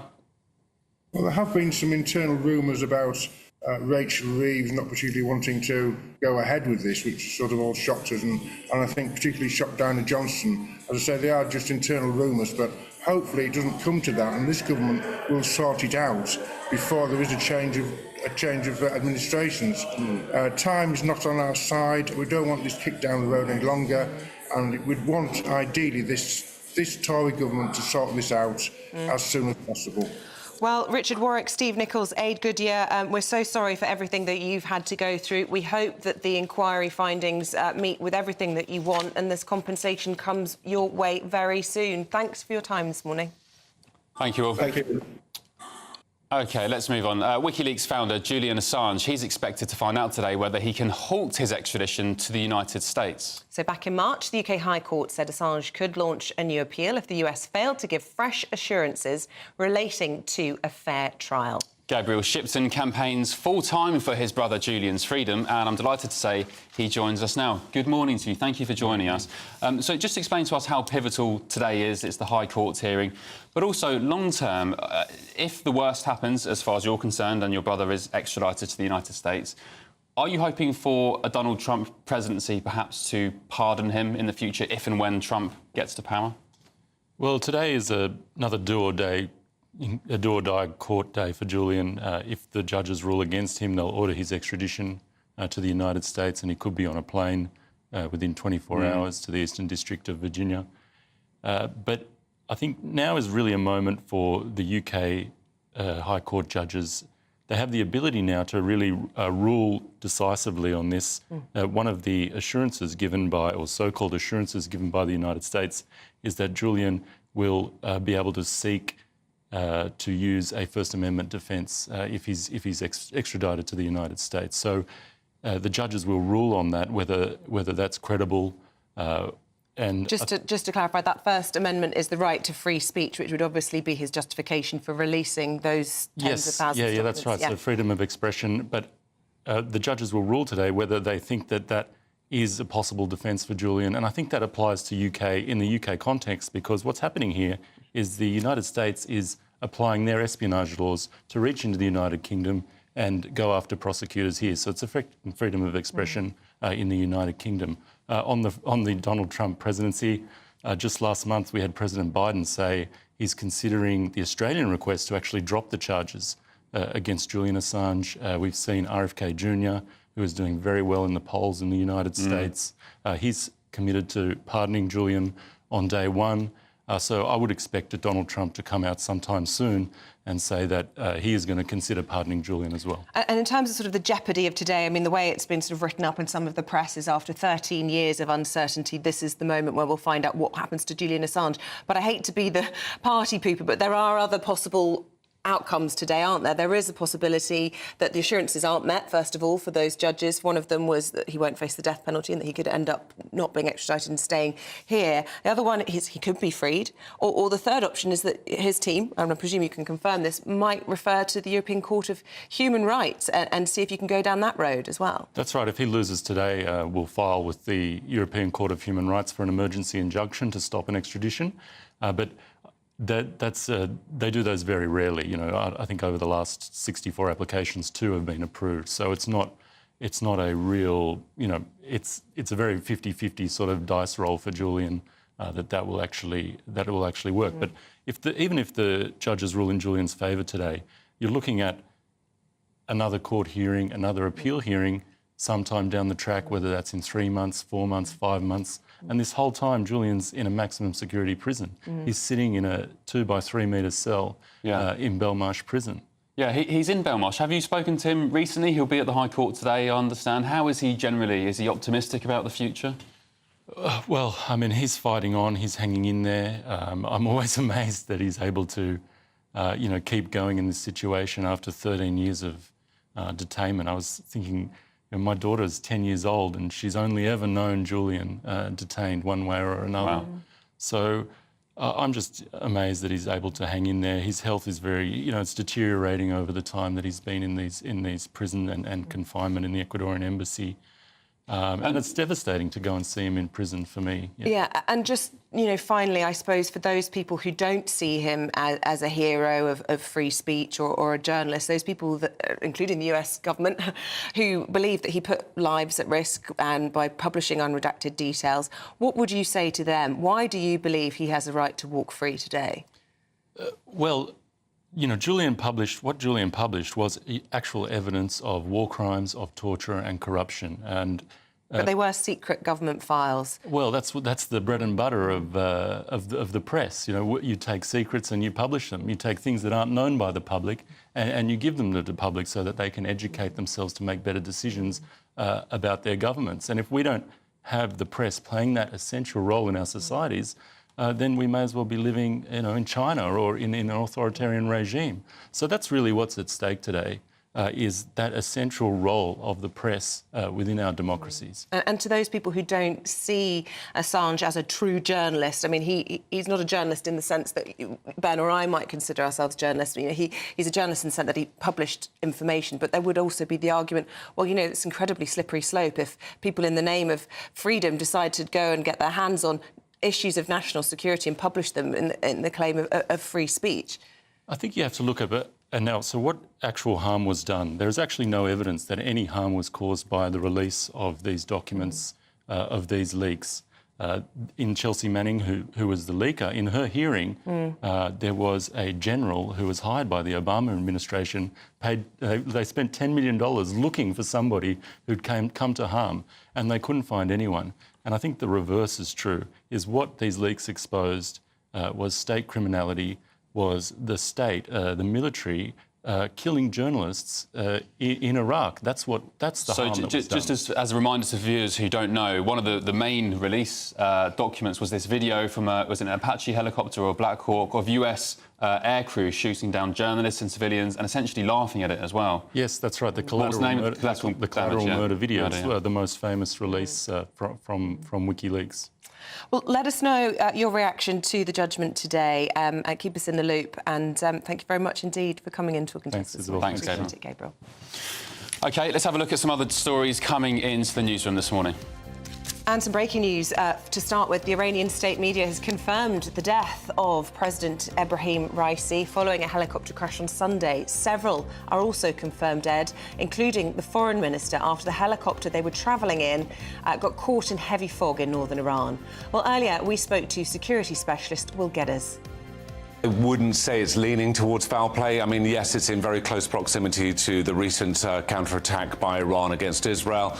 You know, there would be a lot of reasons for third-party actors to certainly get involved.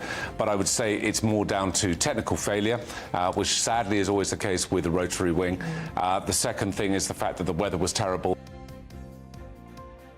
In Slovakia are investigating whether an attacker who shot the country's prime minister acted alone. 59-year-old Robert Fico's condition is no longer life-threatening, but is still, quote, very serious after he was hit multiple times by a gunman on Wednesday. A man's been charged with attempting to assassinate him, with officials suggesting the attack was politically motivated. The use of artificial intelligence could revolutionise breast cancer treatment and offer hope to millions. It comes as the Prime Minister is set to address a major tech summit being hosted by South Korea about the opportunities that are emerging from new technology. The Prime Minister will be a virtual co-host, dialling in from London alongside the South Korean President.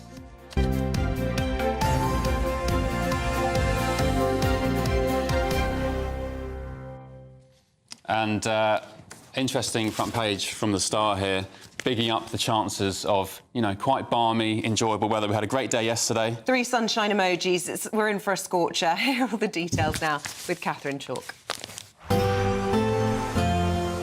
A brighter outlook with Box Solar, sponsors of weather on GB News. Good morning, welcome to your GB News weather update from the Met Office. We've got sunny spells today, but turning a bit more unsettled as we go through the week. Having a look at this morning, then we've got quite a lot of low cloud around, especially across eastern areas. This will gradually lift and break up as we go through late morning, perhaps staying a bit cloudier further towards the north, but elsewhere staying largely dry. We will see a few showers developing, especially across parts of Northern Ireland, where they could be heavy, perhaps with the odd rumble of thunder. But elsewhere, plenty of sunshine on offer, feeling warmer, especially across the north and down that eastern coast. But elsewhere, perhaps not as warm as what we saw over the weekend. As we go through the evening time, then any showers should gradually start fading away. We've got plenty of late evening sunshine across parts, or many parts really, of Scotland. Perhaps just the odd shower, but feeling warm where you catch the sunshine. A few showers still remaining across western parts of Northern Ireland and perhaps even into Cumbria as well. But on the whole, a lot of late evening sunny spells and feeling quite pleasant in that sunshine as well. As we go through the rest of the evening time then, plenty of areas seeing a lot of clear skies, perhaps a few showers, but they'll gradually fade away. But we'll start to see further low cloud pushing in from the east once again, a few showers as well across the south and eastern areas. But otherwise, under the clear skies, it will turn a little bit chilly underneath with single figures, but otherwise holding up at around 10 or 11 degrees. So Tuesday is a bit of a mixed picture, really. We'll see some sunny spells for some, especially for parts of Scotland. But further towards the west, that's where we'll start to see some showers breaking out again, especially for parts of Northern Ireland, where they could be heavy at times. In between, there will be some sunny spells, but again, some low cloud just to watch for. Otherwise, temperatures really around average for the time of year. That warm feeling inside from Boxed Boilers, sponsors of weather on GB News. No pressure now. Everyone's going to be getting their T-shirts out. If it doesn't materialise, we're in trouble. Just telling Isabel off air, I'm going on holiday tomorrow, and I'm such an awful person that I'm hoping that it just rains terribly here, because there's nothing better than when you're away getting tanned and it's sunny and it's miserable back home. There's nothing worse than spending loads of cash and realising there's better weather back in Blighty. There's nothing worse. Well, look, let's take a look at the Great British Giveaway. We are so kind. We're giving you £20,000 in tax-free cash just in time for summer. What would you spend it on? A dream holiday? Get the garden done maybe in time for summer? Or perhaps treat the family? Well, you have to hurry because time is ticking on your chance to make it yours. And here's all the details. It's the biggest cash prize we've given away to date. An incredible £20,000 that you could use however you like. And because it's totally tax-free, every single penny will be in your bank account to do whatever you like with. £20,000 in tax-free cash really could be yours this summer. Hurry, you've got to be in it to win it. For another chance to win £20,000 in tax-free cash, text WIN to 63232. Text costs £2 plus one standard network rate message. Or post your name and number to GB05, PO Box 8690, Derby DE1 9TT. UK only. Entrance must be 18 or over. Lines close at 5 p.m. on the 31st of May. Full terms and privacy notice at gbnews.com/win. Please check the closing time if listening or watching on demand. Good luck. Here's a question. If you did win that 20 grand, would you carry it around in cash or not? Probably not myself. I'm a big advocate of cash. Yeah? I'm not sure I'd have 20k that... I would miss it if it was gone, but I am an absolute sucker for everything on my phone. It's just so easy, isn't it? It's just so and easy. that's the other thing. I've now started leaving my wallet at home because all I need is my phone. I've got Apple Pay. Anymore, 100%. So do you behave like us? Are you totally digital, or do you still carry cash? Or should we be embracing going cashless? That's our fiery debate after this very quick break.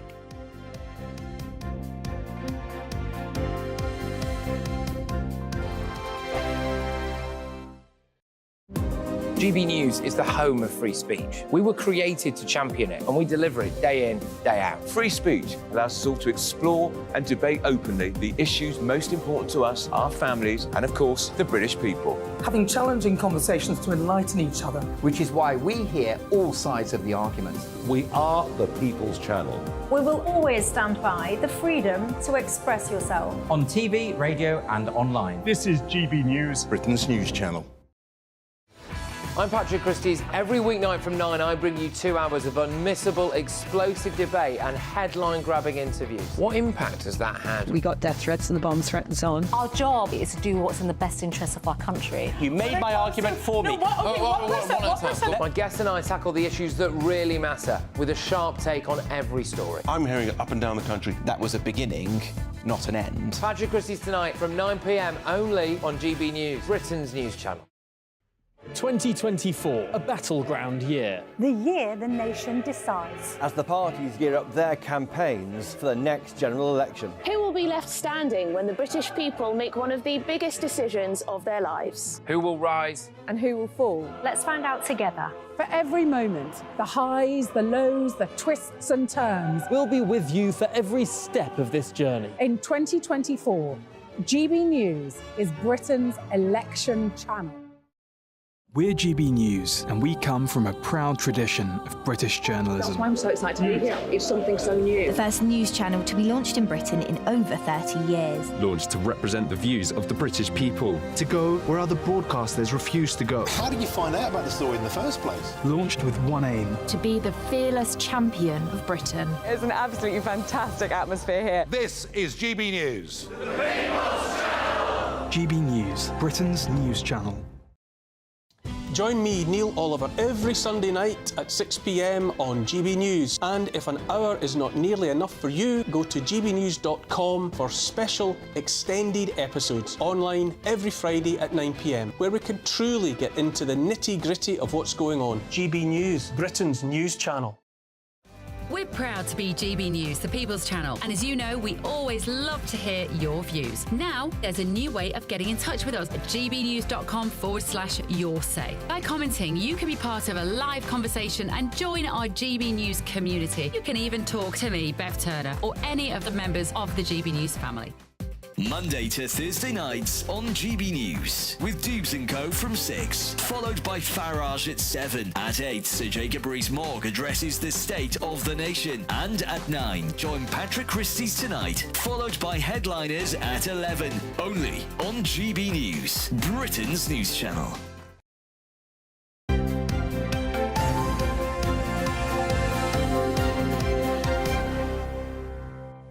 So we're talking about cash. Nearly half of you expect to see a cashless society in your lifetime. That's according to a new survey. Yeah, 1 in 6 people say they never carry cash on themselves, me included. And that's strange for me, actually, because I was a big advocate of cash. But, yeah, it's just all too easy with your phone and wallet. So that's more than triple the number who admitted that in 2019. So is it, I think, inevitable that we become a cashless society? Is it only a matter of time? Well, let's get the thoughts this morning of the political commentator with Young Voices UK, Jack Rowlett, who thinks Britain should go cashless, and the international banking expert Bob Liddon, who thinks cash should remain in circulation. Well, let's start with the defence of cash, shall we, Bob? You know, we'd miss it if it was gone, wouldn't we? Well, we would. The public, businesses, we've been trained by the gradual withdrawal or withdrawal of services to accept that cash is on its way out. The problem is the alternatives. One is credit transfer. You get a lot of payment fraud on that. So that's a kind of subsidy for the industry that consumers have to bear risk of fraud. And then the other alternative, the main one, cards, it's not the consumer that pays, it's the person they pay. So merchants don't get the whole amount. You know, £100 circulating through 2 or 3 card transactions suddenly becomes £85. And there's this massive industry that's being subsidized like that. And then it's played back to consumers and businesses. We want this because it's convenient. We use it because the alternatives have been hobbled. OK, well, let's see what Jack makes of those arguments. Does that persuade you? Well, I think these new cashless technologies are a win-win. They're a win for consumers because they're more convenient. You know, it's easier to manage your money, easier to budget. You don't have to remember to bring your wallet with you, to bring your cash with you. And you can take advantage of all these wonderful new fintech products and services that the UK is a world leader in delivering. But it's also a win for businesses too, because actually in lots of cases, the costs of handling cash, of securing those processes, is actually less than the costs levied by companies like Visa and MasterCard for those card transactions. It's easier for retail workers too, because you're not having to, you know, count your cash all the time. You know, it takes a long time at the end of the day often. And it's better because it helps to eliminate the shadow economy and ensure that tax is being collected effectively too. Now, that's not to pretend there aren't problems with moving over to a cashless society. Of course, there are concerns about, you know, debanking or privacy. But actually, those are problems whether we have an entirely cashless society or not, because an increasing number of transactions are being made in that way. There are 30 billion contactless transactions made in 2022. So actually, I think what we need to do is we need to maximize the many advantages and minimize the few disadvantages. But, Jack, the £30 billion worth of transactions you talk about, those people clearly haven't got such a big grievance about privacy. But privacy, as far as I'm concerned, is one of the biggest attributes to cash. You should be able to have a grandmother who can give her grandchild £10 here or there without the prying eyes of governments or corporations on her back. Likewise, traders, if the window cleaner comes round and he wants to be paid in cash, why shouldn't he be allowed to pay in cash?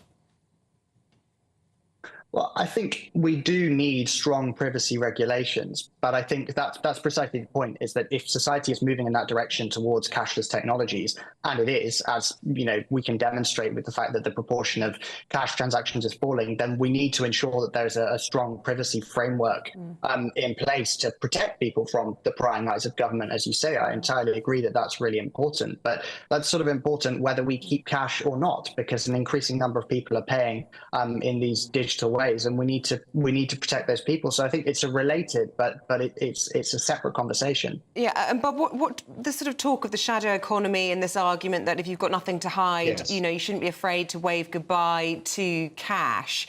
Do you accept that? I mean, is there this sort of underworld, the people dodging tax or whatever it might be, that this digital evolution will expose? Well, HM Revenue and Customs is one of the main advocates of cashless. It's a poor argument. It's a bogus argument. We're entitled to privacy. The should be a basic human right, where unless the government has some pressing need to know. On the other hand, the HMRC view is they want to see everything. They can see everything.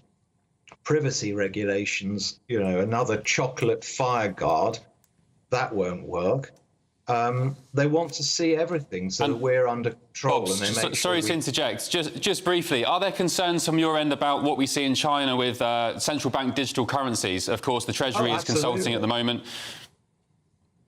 That's the first step, isn't it? It's social credit. So your behaviour in the eyes of authority dictates what you're allowed to do. Study, I mean, it's like the German Democratic Republic or undemocratic republic. Access to education, access to employment can all be rationed. Access to travel.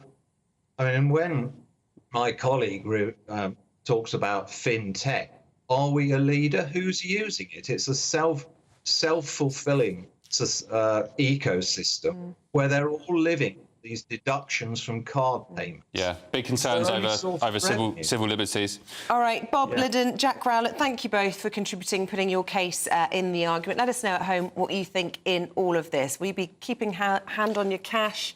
I think we should go to the cash point after this. The people that say... reacquaint ourselves with that. Well, there aren't any ATMs anymore. They're all gone. There's a few. The people that say they don't care about privacy because they've got nothing to hide. Edward Snowden actually said, it's one of my favourite quotes, he said, that's like saying you don't care about free speech because you've got nothing to say. Privacy is your right, so we miss it when it's take gone. advantage. Right, stay with us. Paul Coyte's here. It's been a very big weekend of sport. He'll have all the details for you in just a moment.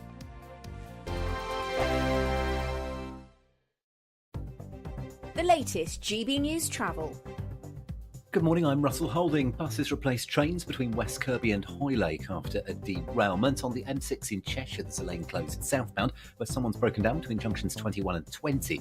From Warrington to the M56 Lim interchange causing delays. On the A1 in Nottinghamshire, there's a lane closed southbound where someone's broken down between the A620 at the Ramby turnoff at Retford to the Blythe Road junction causing delays. Train services on the West Coast main line are suspended between Stafford and Nuneaton after a train broke down and where overnight engineering works overran. In London on the A2, there's a lane closed eastbound. There's an accident between the Kidbrooke interchange and the South Circular at Eltham causing queues.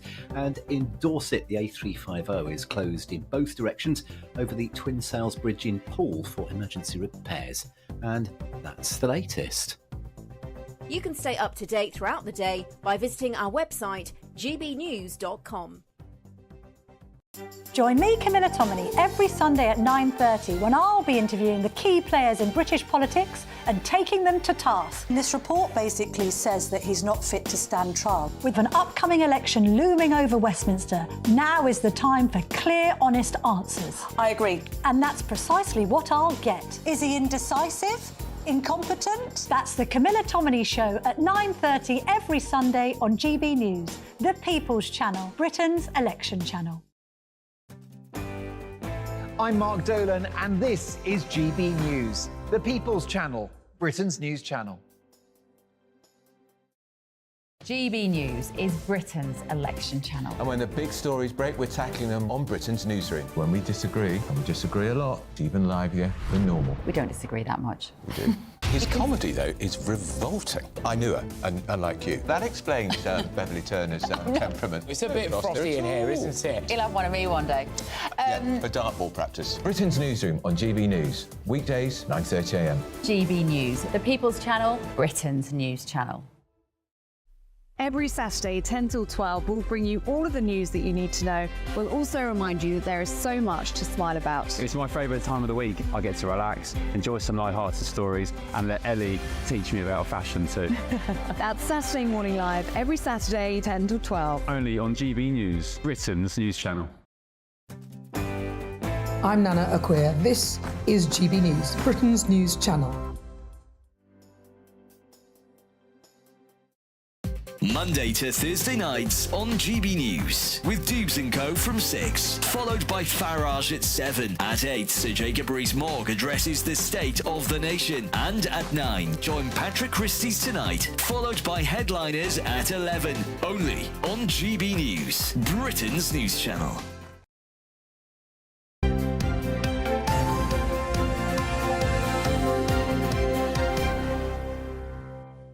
Hello, welcome back. 7:37, you're with Ben and Isabel on GB News Breakfast. Time now for all the latest sports news with broadcaster Paul Coyte. Premier League is over. Football is over. Pretty much. What do you mean, yeah? You know what? I did that just to see how Isabel would react. Whoop, whoop. And I wanted to see... We get 2 weeks or something where we don't have to talk about football. Yeah, about that, because then we've got the Euros coming up. Oh, and then we've got the I forgot about the Euros. Yes, there you go, see? Manchester City win the title for the 4th year running. Yeah. Surprise, surprise. Arsenal close but no cigar. So nothing won by Arsenal at all. No, I'm not. I thought Arsenal were very good.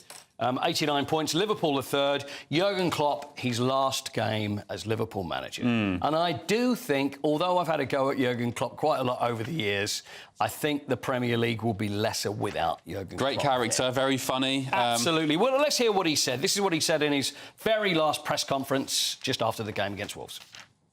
I love you all. I love all.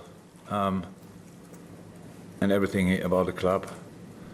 But it's time for me to go, but look, it's not burning behind me, so that gives me a good feeling. So we are not. That's not that you think, oh, come on, get out of here. So I know I can come back, and I will come back. And how I said after the game from today, 3 hours ago when the game finished, by the way, I'm a Liverpool supporter, and I love that. You know what's sad? It's the last time I can say there's a clip of Klopp, or a Klopp clip. That's the last time I can actually say that, which really disappoints me. Bit of a mouthful, isn't it? Especially at this time in the morning. Why is he leaving, by the way? Can he not stomach rebuilding a squad? I mean, what's... You know what? I think you've hit part of the nail on the head. He says, you know, I'm 56 years old, I want to spend time with my family, I want to enjoy it. Football professionals have it in their blood. They do it all their life. Look at Roy Hodgson, came back in his late 70s, still has to manage. Neil Warnock is another one. If Jurgen truly is one of those people that says, you know what, I've done it, I can go and enjoy myself, good luck to him. But I do wonder whether there is part of that and thinking, I've got to rebuild this squad, it's going to take a few more years. This is as good as it's going to get. I've done all this, so maybe it's now time to walk away at the top. I guess that separates him between the likes of Sir Alex Ferguson, who I think, I'm a massive Wenger fan, but Fergie, in my opinion, the greatest manager to ever grace this country. He rebuilt team after team after team and came back. But also, Ben, he did what Jurgen Klopp is doing. He walked away. When they won the title, only after he 20 walked away. Years, yeah, but he walked away at the right time because he thought, you know what, this team needs rebuilding again, and now that's it. And that's when David Moyes came in and it wasn't right. So he walked at the right time. So it's all about timing, and for Jurgen Klopp, I think he's done the right thing. He may come back. He said he won't manage again in this country, but he may manage again, and I'm sure he will. Interesting. German national team, maybe in the future, who knows? What else have you got in your box of tricks? We have the Golf Zander Chauffeuret, 12 top 10 finishes in majors, never had the stomach to finish it. That's the thing. Mental game, golf, and literally a mental game, but he just could never win these titles. He was always top 3 in the world, but he's won the PGA yesterday. So congratulations to Xander Schauffele, because he's got the best name in golf as well. Bryson DeChambeau came very close, and then Schauffele got a birdie on the last hole. But this is something that happened on Friday. Isabel, this is something you will enjoy. I know you'll enjoy OK, this. I'm in. Now, let me explain it first, before we see it. Adam Hadwin, Canadian golfer, known to losing his temper on a golf course. Sometimes 3 people throw things. You know, they'll throw golf clubs, throw whatever. But anyway, this is what happened. We don't know exactly what happened, but we assume that Adam Hadwin had got the golf club, bad shot, throws the golf club into the water. Ooh. He doesn't want to go in after it, but there may be a tourist or a patron or a viewer that decided to go in after it. Have a look at this. There we are. So, look, the golf club is in the water. And look, this is a man nearby. Oh, my gosh. Is there any need for that? Look, he's left his socks on. Look at that. Is there any need for the socks? Is this an item of extreme value? Are you talking about him, or are you talking about the club? The club. Well, yeah, it's the golf club. So he has to go and get it. Where was this, sorry? Which this country? was at Valhalla. This was at the PGA Championships. This was on Friday. So he strips down to his pants and socks. Is that the player shaking his hand there? Yeah, I think it is. He's like, right. Thanks very much. He's like, yeah. And then notice how he gets the towel and dries himself off. Doesn't give it to the guy. He actually dries off the club. So he goes in, gets it for him. You know, and then someone commitment. said... Would you swim for me and get my club if I had a tantrum and threw it in the water? I mean, that's quite some commitment. Of course I would. And you know what? I wouldn't even leave my socks on. There we go. There we are. Is there not gators in that water? Not in that one, no, I don't think so. No, I don't think so. Yeah, I don't think it didn't seem to me. There is one in the Miami Open, so that's one you wouldn't want to go into. All right. But that one, I think is safe. All right, good stuff. Coity, thank you, appreciate it. Pleasure. Right, stay with us. Coming up, we're going through what's making the news with Christopher Biggins and Dawn Neeson. See you in a moment.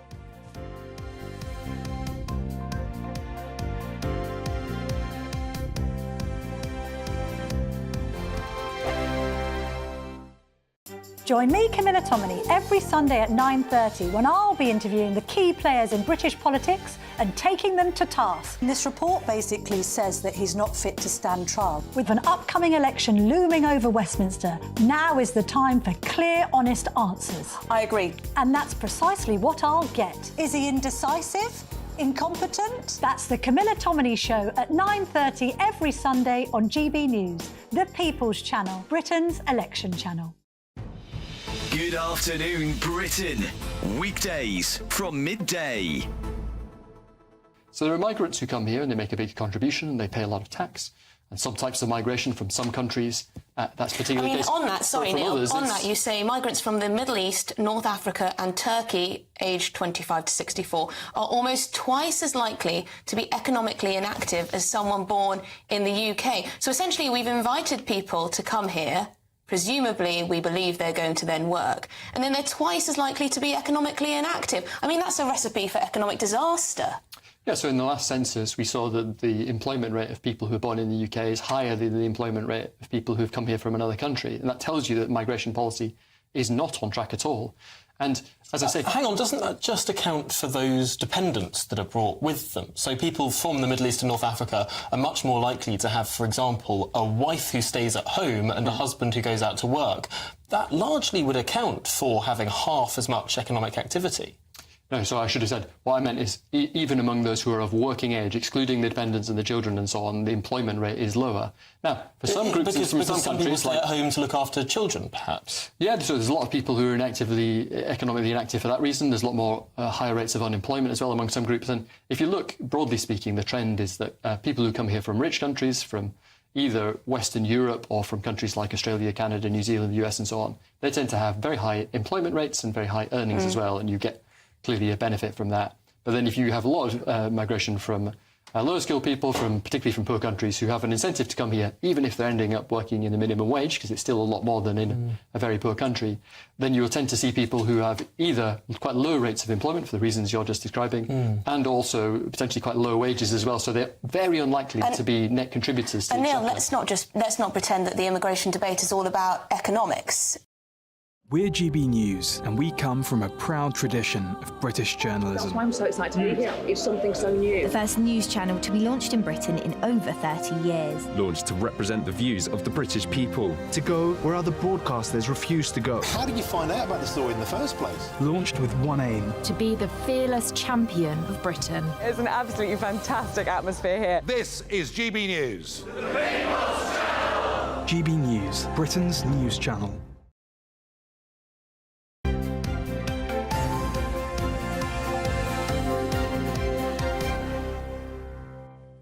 OK, let's take a look at some of the newspaper front pages from this morning. The Daily Telegraph reports on the Prime Minister's horror and regrets over the infected blood scandal, which concludes today, the inquiry. Yeah, the Mail also leading with the infected blood scandal, calling it the worst treatment disaster in NHS history.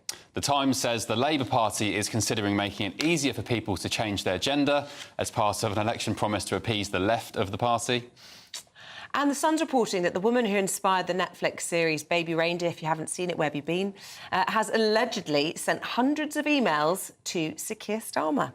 Joining us now to go through what's making the news today is Christopher Biggins and Dawn Neeson. Welcome back to you both. What do you want to kick off with? Should we start with this AI trial, Biggins, on the front of the eye, which is being described as a bit of a revolution when it comes to breast cancer detection? Some good news to start off. It is very good news, and I think it's fantastic. I mean, I'm not sure whether I really appreciate AI, because I think it's going to change so many things in the future, and from an actor's point of view, it's very worrying. But I do think this is really good news.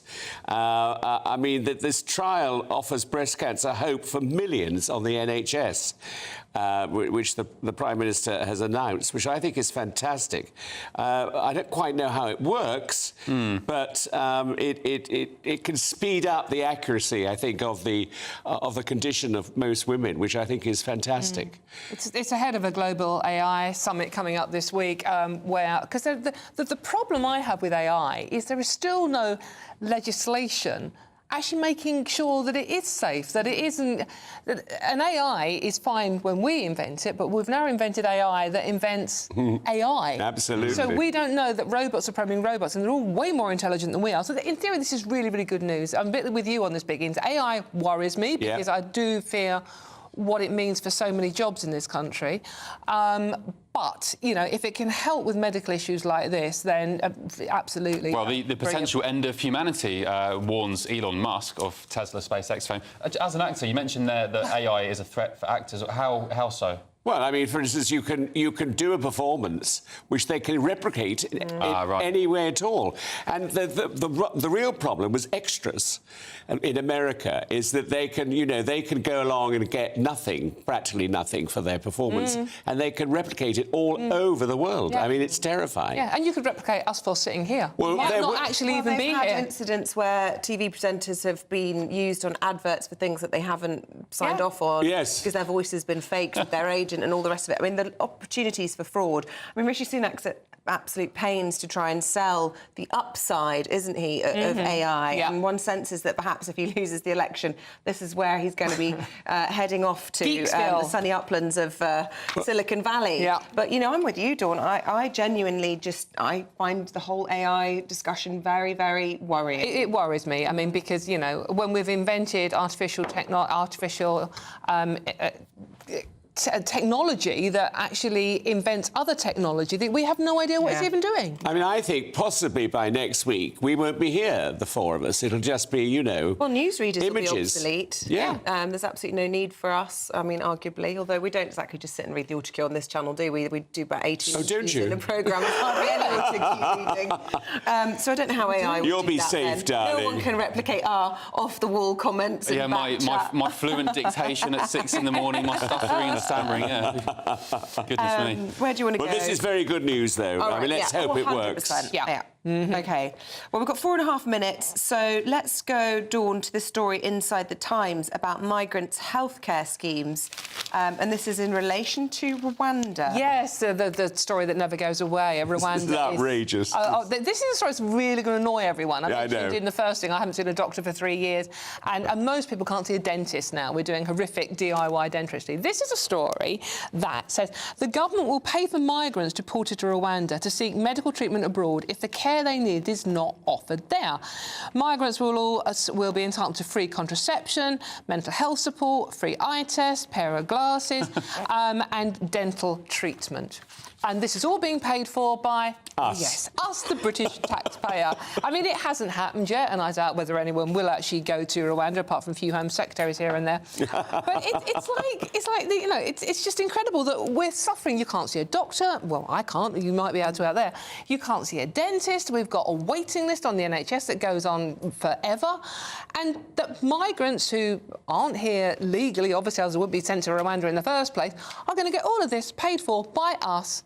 No questions asked. Biggins, the left say Rwanda is dangerous, it's a hellhole, it's inhumane to send people there. But I saw a video the other day of some of the accommodation that we are sending, or hope to send. Very nice. It's extremely nice. Absolutely. Ben, come on, just because accommodation looks nice doesn't mean the country's safe. I mean, President the area as well. has been winning elections with like a 90% majority and has a long history of human rights abuses, including killing off his opposition. Well, I don't know. I mean, and it's not just the left. I mean, the Supreme Court have said it's not a safe country. Just to say, Well, there's got to be something. They advertise holidays to Rwanda and Arsenal share, so it can't be that bad. Yeah. I mean, if it's safe. Well, for Keir for Brits. Starmer actually is a big Arsenal fan like you, Ben, and actually, Rwanda's a hellhole, can't go there. But if it's sponsoring my football club, no problem at all. Well, there we go. It sums it all up, doesn't it? Should we talk about sex god Jezza before we run out of time? Because we know this story's been doing the rounds, but it made us have a giggle this morning. But this has moved on. Good. The story at the weekend was that Jeremy Clarkson has been voted the sexiest man in the UK, beating Idris Elba. I mean, come on, Isabel, come on.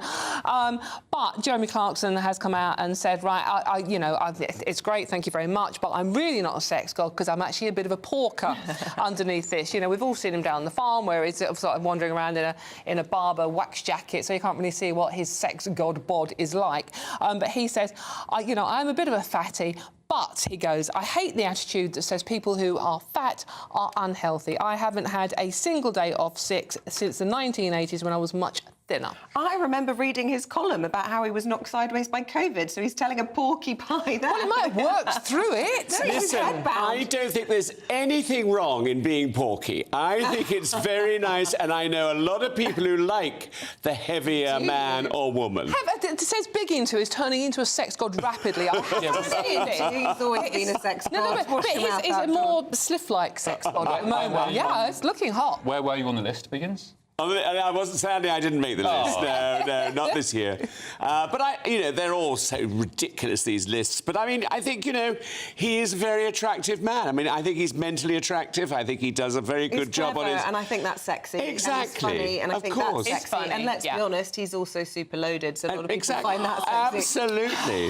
That doesn't make you sexy, Isabel. I think it does. Feminism. I said that at the weekend. Yeah, was it you that lambasted me for it? Yeah, absolutely. Saying that women, Yeah, women are not shallow enough to be attracted by money, are we, Isabel? I'm not speaking for myself. I'm just saying these are the things that people think are sexy. And I think it helps to have a bit of money behind you as well, anyway. Never hurts. Never hurts, darling. You're quite I'm right. going to say goodbye to you two. I was enjoying myself, but we've got more from this wonderful duo just after 8:30. But for now, we're going to take a check on the forecast with Catherine Chalk. A brighter outlook with Box Solar, sponsors of weather on GB News. Good morning, welcome to your GB News weather update from the Met Office. We've got sunny spells today, but turning a bit more unsettled as we go through the week. Having a look at this morning, then we've got quite a lot of low cloud around, especially across eastern areas. This will gradually lift and break up as we go through late morning, perhaps staying a bit cloudier further towards the north. But elsewhere, staying largely dry. We will see a few showers developing, especially across parts of Northern Ireland, where they could be heavy, perhaps with the odd rumble of thunder. But But elsewhere, plenty of sunshine on offer, feeling warmer, especially across the north and down that eastern coast. But elsewhere, perhaps not as warm as what we saw over the weekend. As we go through the evening time, then any showers should gradually start fading away. We've got plenty of late evening sunshine across parts, or many parts really, of Scotland. Perhaps just the odd shower, but feeling warm where you catch the sunshine. A few showers still remaining across western parts of Northern Ireland and perhaps even into Cumbria as well. But on the whole, a lot of late evening sunny spells and feeling quite pleasant in that sunshine as well. As we go through the rest of the evening time then, plenty of areas seeing a lot of clear skies, perhaps a few showers, but they'll gradually fade away. But we'll start to see further low cloud pushing in from the east once again, a few showers as well across the south and eastern areas. But otherwise, under the clear skies, it will turn a little bit chilly underneath with single figures, but otherwise holding up at around 10 or 11 degrees. So Tuesday's a bit of a mixed picture really. We'll see some sunny spells for some, especially for parts of Scotland, but further towards the west, that's where we'll start to see some showers breaking out again, especially for parts of Northern Ireland where they could be heavy at times. In between there will be some sunny spells, but again some low cloud just to watch for. Otherwise temperatures really around average for the time of year. That warm feeling inside from Boxed Boilers, sponsors of weather on GB News. All right, get the sun cream out. Still to come, though, we're going to be getting the latest on the death of the Iranian president with Mark White in the studio. Also, it's British Sandwich Week, Isabel. Yeah, I'm not a big this fan week. of sandwich. Not a fan of sarnies? No, you? Not really. I was just saying I'm forced to buy a lot of sandwiches when I'm out and about, rushing around. So you've gone off them. I'm getting quite sick of them. Yeah, there's nothing worse than a curly sandwich that's been sitting on a shelf for days and you're kind of forced to buy one of those. Not keen on those. What sort of sandwich do you like? What's your favourite filling? We're going to be celebrating all things sandwich, plus all of the important stories of the day coming up in just a moment. The latest GB News travel. Good morning, I'm Russell Holding. Buses replaced trains between West Kirby and Hoylake after a derailment on the M6 in Cheshire. It's a lane closed southbound with someone's broken down between junctions 21 and 20 towards the M56 Lim interchange, causing queues. On the A1 in Nottinghamshire, there's a lane closed southbound with someone's broken down at Retford, causing delays. Train services on the West Coast Main Line are suspended between Stafford and Nuneaton after a train broke down and after overnight engineering works overran. On the M4 in Berkshire, 2 out of 3 lanes are closed eastbound at junction 5 at Langley after an accident causing queues. In London on the A2, there's a lane closed eastbound after an accident between the Kidbrooke interchange and the South Circular at Eltham, with queues towards there. On the M3 in Surrey, there's a lane closed northbound after an accident between junctions 4 and 3 from Camberley to Bagshot, causing queues. And in Dorset, the A350 is closed over the Twin Sails Bridge in Poole for repairs. That's the latest. You can stay up to date throughout the day by visiting our website, gbnews.com. The next Great British Giveaway winner could be you, with a massive £20,000 in tax-free cash to be won. Imagine how you'd react getting that winning call from us. Oh my God, are you joking? Not a line, what is it? I've never won a penny in my life. I don't know what to say. Do you know what? I've never won anything like this in my life. Oh my God. Oh God. Oh, it shocks me. This is amazing. For another chance to win £20,000 in tax-free cash, text PRIZE to 63232. Text costs £2 plus 1 standard network rate message. Or post your name and number to GB05 PO Box 8690 Derby DE1 9TT. UK only. Entrance must be 18 or over. Lines close at 5 p.m. on the 31st of May. Full terms and privacy notice at gbnews.com/win. Please check the closing time if listening or watching on demand. Good luck. In the GB Newsroom, we bring you the news as it happens. With our team of dedicated journalists across the UK, GB News brings you accurate reporting of the day's topical agenda. When the news breaks, wherever and whenever it's happening, we'll be there. This is GB News, the People's Channel, Britain's news channel. If you want your news to be straight talking... This is a nightmare for the Conservatives again. Down to earth. It's not just Nottingham where this is happening, is it? And most importantly, honest. Hard-working, middle-class taxpayers, they'll get the book thrown at them. Then catch me, Martin Daubney, Monday to Friday, 3 till 6 p.m. on GB News, Britain's news channel. Monday to Thursday nights on GB News with Dubes & Co from 6, followed by Farage at 7. At 8, Sir Jacob Rees-Mogg addresses the state of the nation. And at 9, join Patrick Christie's Tonight, followed by Headliners at 11. Only on GB News, Britain's news channel. 2024, a battleground year. The year the nation decides. As the parties gear up their campaigns for the next general election. Who will be left standing when the British people make one of the biggest decisions of their lives? Who will rise? And who will fall? Let's find out together. For every moment, the highs, the lows, the twists and turns. We'll be with you for every step of this journey. In 2024, GB News is Britain's election channel.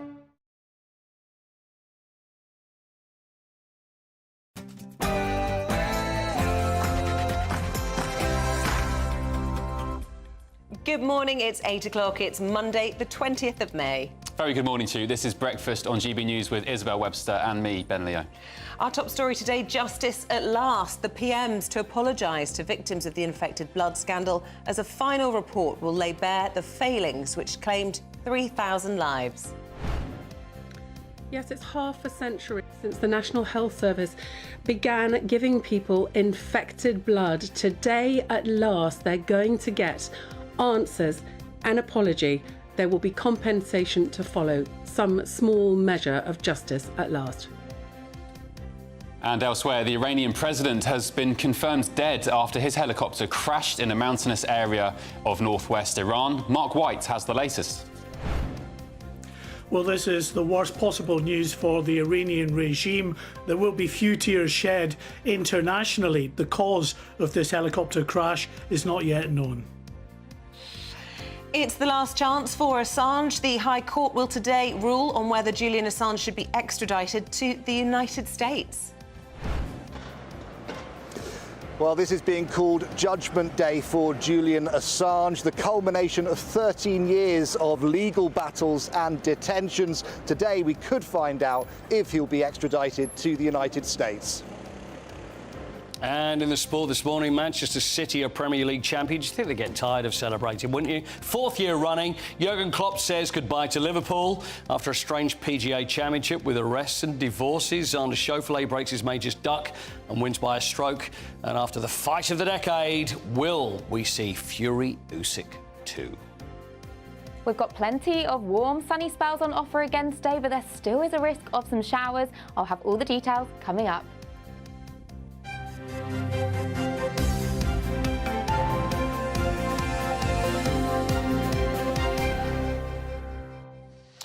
Now, the infected blood scandal's independent inquiry report is set to be released later on today, about midday. Well, the scandal's been the subject of the biggest ever public inquiry in the UK after tens of thousands of people were infected with contaminated blood. Political correspondent Catherine Forster has more on this. Good morning, Catherine. This is D-Day, essentially, for the thousands of victims. Oh, sorry, it's a package. Here we go. It's a pre-recorded package. Here's Catherine. Some of my friends have said to me, are you sure? Are you sure this is the NHS? Are you sure this is the infected blood scandal is a story so shocking it almost beggars belief. In the 1970s and 80s, the NHS gave contaminated blood to over 30,000 people, to haemophiliacs whose blood doesn't clot properly, and to people needing blood transfusions. Infected with HIV or hepatitis C, over 3,000 have died. Sue Wathen was infected with hepatitis C through a blood transfusion. I had so many years of being unwell, well, very ill actually, but just didn't know what was the matter with me. She only found out decades later. And I literally fell back into the chair I'd been sitting in, thinking this can't be right. The blood product factor VIII was largely imported from the States, with blood often coming from prisoners and drug addicts. Warnings it was not safe were ignored for years. There are still 2 people dying every week that were infected as a result of this scandal. Author and Sunday Times political editor Caroline Wheeler has been campaigning for victims for decades. I've spoken to many people who said that they've lost count of the number of funerals that they've attended because of this, but also the financial effect that this has had, people not being able to work for many, many years of their working lives. Some of them have made choices where they haven't had families, they haven't got married. Colin Smith was given infected blood during a routine ear operation aged 2, despite an edict that it was not to be given to children. He died from AIDS at 7. And at a boarding school for medically vulnerable youngsters, 122 boys were infected. Victims say they were used as guinea pigs with no proper consent. The 30 still alive are fighting for redress. Victims have appealed to politicians for many years. Finally, the then Prime Minister Theresa May announced a full public inquiry in 2017. The final report is published this lunchtime. This was covered up for many years, and the governments of all complexions have said there was nothing to see here, nothing that could have been done differently. Labour MP Diana Johnson, who's been campaigning for victims for years, is optimistic. And now we will get the answers, hopefully, to what actually happened and who took the decisions which allowed that dirty blood to enter our NHS. And what we know is that this was probably the biggest treatment disaster in the history of the NHS. And on compensation, Caroline Wheeler believes this government is set to act. My understanding is that there will be a compensation package announced, that it will be northwards of 10 billion. That is a significant amount of money. It can't come soon enough. We have a WhatsApp group of a few of us, and we call ourselves Blood Friends. 2 of those people are terminally ill. This is what's happening to people. They are dying. Catherine Forster, GB News. Well, let's speak to GB News political correspondent Catherine Forster, who has all the latest on this. Catherine, we spoke to the government a little bit earlier, who, to be honest, a bit alarmingly, didn't want to talk about compensation at all, saying today's not the day for that the victims have been saying they just want to learn the lessons. 1 hour later, we spoke to the victims, who said 100% we want to talk about compensation, which doesn't fill me with confidence about the way this is going to be handled, even though there is a big apology from the Prime Minister today. Well, yes, and good morning to both of you. I don't think we should worry too much because, in fact, the victims have asked that today be about the report, the findings of the report, the answers that people are finally going to get after 50 years since this started. Who knew what, when, why decisions were taken, why it was covered up, who covered it up, etc. And also we're likely to see an apology from the Prime Minister sometime this afternoon. The report itself from Sir Brian Langstaff is being published at 12:30 today. It's been years in the making. It's 2,000 pages long. So answers and an apology today. Compensation, we're likely to hear that, I understand, tomorrow. It sounds like there's going to be a package of upwards of £10 billion. That is a lot of money. It's the equivalent of a couple of pence off income tax. We're likely to hear about that tomorrow. And I think it's worth saying because, you know, victims have been fighting for decades. Successive governments have failed them on this, and this government in particular rightly gets a lot of criticism.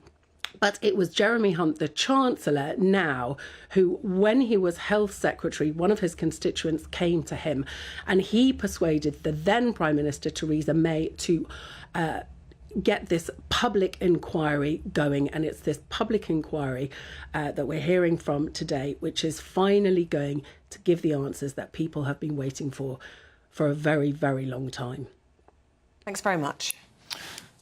OK, Iranian state media has confirmed the death of President Ibrahim Raisi following a helicopter crash on Sunday. Several people have been confirmed dead, along with Raisi, including the foreign minister, and the helicopter they were travelling in. After the helicopter they were travelling in got caught in heavy fog in northern Iran. GB News Home and Security Editor Mark White joins us now. Good morning, Mark. There was some confusion about whether the helicopter had been found. There was communications early on, and whether the passengers, including the president, were dead. But we can now confirm that all passengers have died. Is that right? Yeah, that news confirmed just at 5:30 this morning UK time by the Iranian government. Throughout the day yesterday, there were early signs of optimism when the official statements from the government in Tehran suggested that this had been a hard landing, that there had been some kind of communication with the crew on the ground. But later on, as the day unfolded and there was no sign of the aircraft initially, and the messages changed in terms of the information and the contact from the crew actually coming before the crash landing itself, suggesting, of course, that the events may have been somewhat more catastrophic. And then, of course, drone footage this morning showed signs of the wreckage. All you could see from the wreckage was the tail of the helicopter that was still visible. Then there was a patch of scorched ground where clearly there had been some kind of explosion and fire.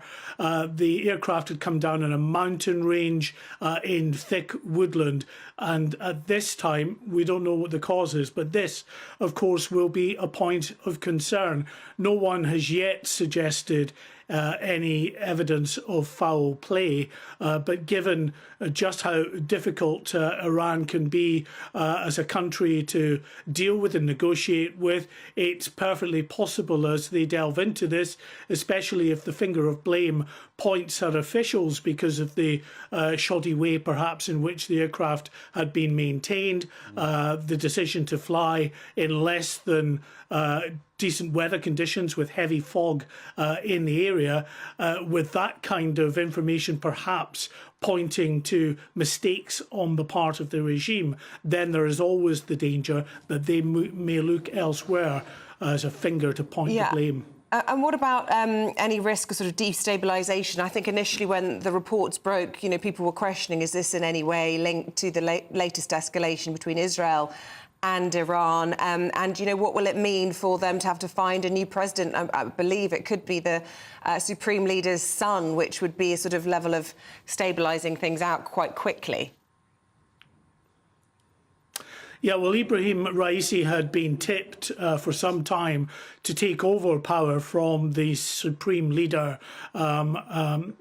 And at some point, given the fact that Khamenei is 85 years old, however, they will now, under the Iranian constitution, have to look for a new president. You suggested someone close to home for the Supreme Leader. That may well be the case. The hardliners are absolutely in control in Iran, in all levels of government, both within the political class and within the establishment in Iran as well. So whoever they pick, no one expects anything to be other than a shoo-in for that person. But there is always the risk of instability in Iran, not least because of the great deal of unrest because of the economic situation in Iran, with rampant inflation at 40% and a downturn very significantly in the economy there. There is always a danger of an adverse reaction from that restless population. Mark White, thanks very much for the update. OK, it's a big day for WikiLeaks founder Julian Assange. He's expected to find out whether he can officially appeal his extradition to the United States. Well, back in March, the High Court said that Assange could launch a new bid to stay here in the UK if the US failed to provide a number of assurances that he would be fairly treated in the United States. Earlier, we spoke to Gabriel Shipton, Julian's brother. Well, I mean, he's fighting on, he's hanging in there. I'm always amazed that he's able to, you know, keep going in this situation after 13 years of detainment. I was thinking, you know, my daughter's 10 years old and she's only ever known Julian detained one way or another. Wow. Well, let's speak to Ray Addison, who's already out and about for us at the High Court. Just bring us up to speed on what it was that the High Court wanted to get in terms of assurances from the United States and what Assange's team's likely to do if he does get extradited today. Well, this is being described as Judgment Day for Julian Assange. It's the culmination of 13 years of legal battles and detentions, which we know so well. Judges will be ruling whether the WikiLeaks founder can appeal against being extradited to the United States. And that follows assurances from the US that were requested by the court that if Assange is tried for spying, he will receive a fair trial and he won't face the death penalty. There was a third assurance that was being sought by Assange's team, that he would be able to use as part of his defence the First Amendment right to freedom of speech. Of course, Julian Assange is not a US citizen, he's an Australian citizen, and so there was a doubt, and there remains doubt, over whether he would be able to use that defence. Now, the US, in its response to the court, said that that would be up to the judge, and so that still very much remains a question mark. Now, the WikiLeaks founder is accused of releasing hundreds of thousands of classified US military documents regarding the wars in Afghanistan and Iraq, swathes of diplomatic cables as well, and video which from a US military helicopter which showed civilians being killed in the Iraq capital Baghdad. Now, it was the largest security breach of its kind in US military history, and the US described and continues to describe his actions as reckless. They say that it damaged their national security and also put the lives of their sources and their agents in the field at risk as well. Now, Assange's supporters say that he was exposing war crime, and you'll have seen, and you'll see the supporters behind me in those banners up which say journalism is not a crime. Now, I've spoke to one of his supporters this morning and I said, well, was Julian Assange ever a journalist? And the supporter said that doesn't matter. They're just using that as a defence. Now, what does the US want? Well, they want to put Assange on trial in the United States for 18 charges, nearly all under the Espionage Act. And if he were convicted, he could face up to 175 years in prison there. Now, if the High Court judges rule in favour of the US, then his supporters fear that he could be extradited within 24 hours. And his legal avenues here with the UK courts would be completely exhausted. So what would they do? Well, they would immediately apply to the European Court of Human Rights for an emergency injunction, and then for there to then be a hearing later on about the validity of that extradition. However, the fear from his supporters here is that he would be extradited very quickly, and that that appeal to the European Court of Human Rights would not happen in time. But it's believed that he may well be in court here today. Ray, thanks very much for that. It's going to be really interesting if and when Donald Trump is re-elected later this year. Will he pardon Assange, Edward Snowden? He was rumoured to have been close to doing it last time round in 2016 onwards, but it never happened. So. Yeah, very interesting to see. And we will have full coverage of that result just as soon as we get it right here on GB News. In the meantime, with the time at 8:17, let's bring you up to date on all the other stories coming into the newsroom.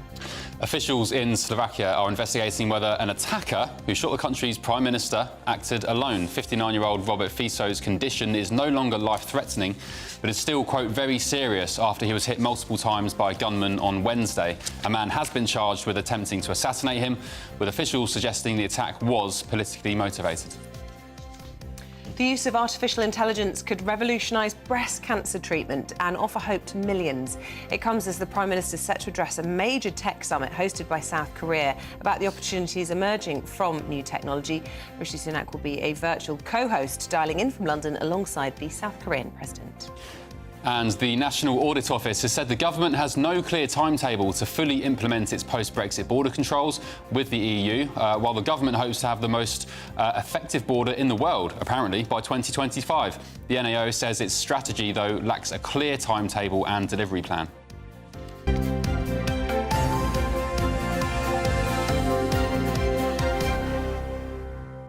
You're going to need your sun cream or whatever else it is if you're heading out today. It's going to be a scorcher of a week, and just in time for half-term next week as well. Here's all the details with Catherine Chalk. A brighter outlook with Box Solar, sponsors of weather on GB News. Good morning. Welcome to your GB News weather update from the Met Office. We've got sunny spells today, but turning a bit more unsettled as we go through the week. Having a look at this morning, then we've got quite a lot of low cloud around, especially across eastern areas. This will gradually lift and break up as we go through late morning, perhaps staying a bit cloudier further towards the north. But elsewhere, staying largely dry. We will see a few showers developing, especially across parts of Northern Ireland, where they could be heavy, perhaps with the odd rumble of thunder. But elsewhere, plenty of sunshine on offer, feeling warmer, especially across the north and down that eastern coast. But elsewhere, perhaps not as warm as what we saw over the weekend.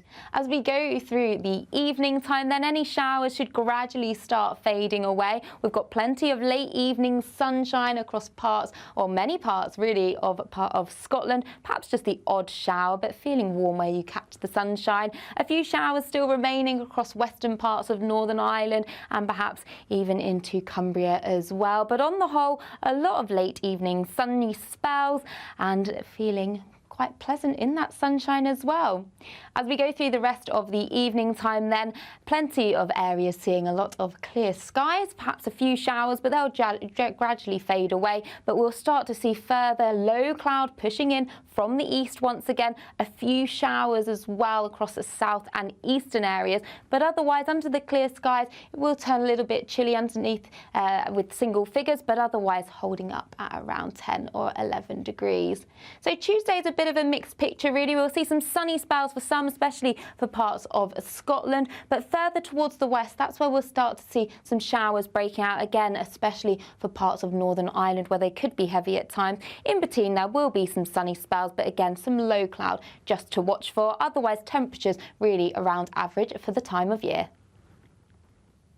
That warm feeling inside from Boxed Boilers, sponsors of weather on GB News. OK, so a little bit of sun, maybe not as much as I egged at the start of the show. Well, we were following on from the Daily Star. I'll blame it on them with their sunshine emojis splashed across the front page, getting us all excited. Well, if we are sparse this summer, this might be your solution. It's the Great British Giveaway, your chance to win £20,000 in cash in time for summer. Yeah, so what would you spend it on? Maybe a dream holiday, maybe you'd get the garden done up or take the family out for a couple of treats. Make sure you get involved, though. You have to hurry. Time is ticking on your chance to make the prize yours. Here's how. It's the biggest cash prize we've given away to date. An incredible £20,000 that you could use however you like. And because it's totally tax-free, every single penny will be in your bank account to do whatever you like with. £20,000 in tax-free cash really could be yours this summer. Hurry, you've got to be in it to win it. For another chance to win £20,000 in tax-free cash, text WIN to 63232. Text costs £2 plus one standard network rate message. Or post your name and number to GB05, PO Box 8690, Derby DE1 9TT. UK only. Entrance must be 18 or over. Lines close at 5 p.m. on the 31st of May. Full terms and privacy notice at gbnews.com/win. Please check the closing time if listening or watching on demand. Good luck. Now, you've got a few minutes now to let us know via your say what your favourite sandwich filling is. We've been hotly debating it between us. You decided cheese and pickle? No, BLT. No, okay. but I'm going to anger Brexiteers here. A BLT in a French baguette. Oh, no. Is that allowed? This is that a sandwich? GB News and it's British sandwich. You can't have a baguette. It's got to be thick white bread. If it's normal bread, cheese and pickle. Cheese and pickle. OK, I'm going to go tuna sweet corn. I like that, with a bit of cucumber for crunch. Maybe a bacon sandwich, but I don't like the lettuce and tomato bit, just butter. No, so I need the lettuce and tomato. Yeah. I can't just have a sarnie butter. Although the truth is, we're not really sandwich people. Let us know what you think about sandwiches. Do you like to celebrate them? And what's your favourite combo? And we've got a few minutes before we'll read some of those out. See you in a moment. Britain's newsroom. Weekday mornings from 9:30. Well, we're delighted about this because the boss of JD Wetherspoon has credited demand for fashionable Guinness as the pub chain reported a jump in sales. Now, Guinness has benefited from a boom in demand over recent years, shaking off its association with rugby lads and old men to appeal to a much younger audience and loads more women. We've got our Guinness here. Oh, yeah. Cheers to you. Cheers. I'm not sure about this boozing on air at this time of the morning, but I'll let you off on this occasion. As it's you, Tim, as it's you. Now, Guinness is an acquired taste for many people, so I'm surprised it's become so popular. Yes, it is a real surprise. I think it's always been a popular drink among the demographic you mentioned, the older guy.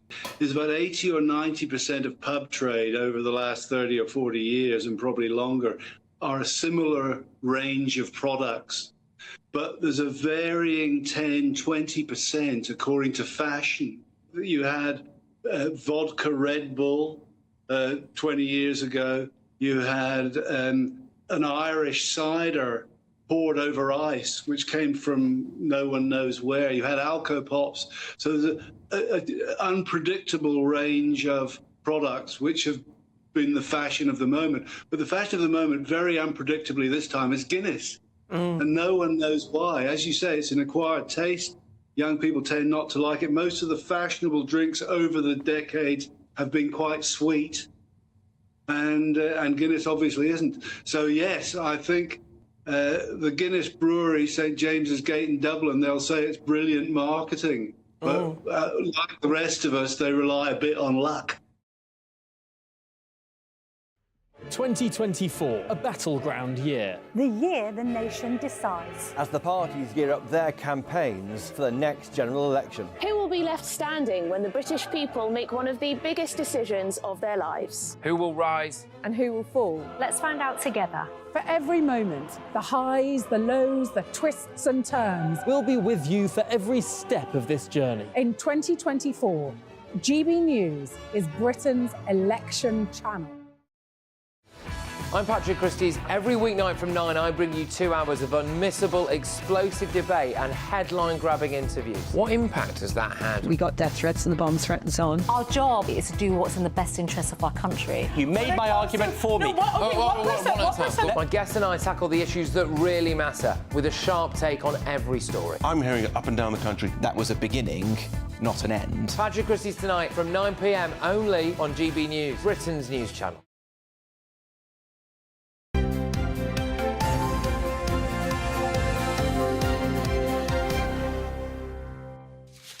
8:26, Ben and Isabel with you on GB News Breakfast. Time now to go through all the latest sports stories with Paul Coit. Hello, Coitsy. I miss the Premier League. Big weekend. It's over. I miss it already. I do. What am I going to do? Yes, you do. Premier League, so Manchester City then have won the title for the 4th time.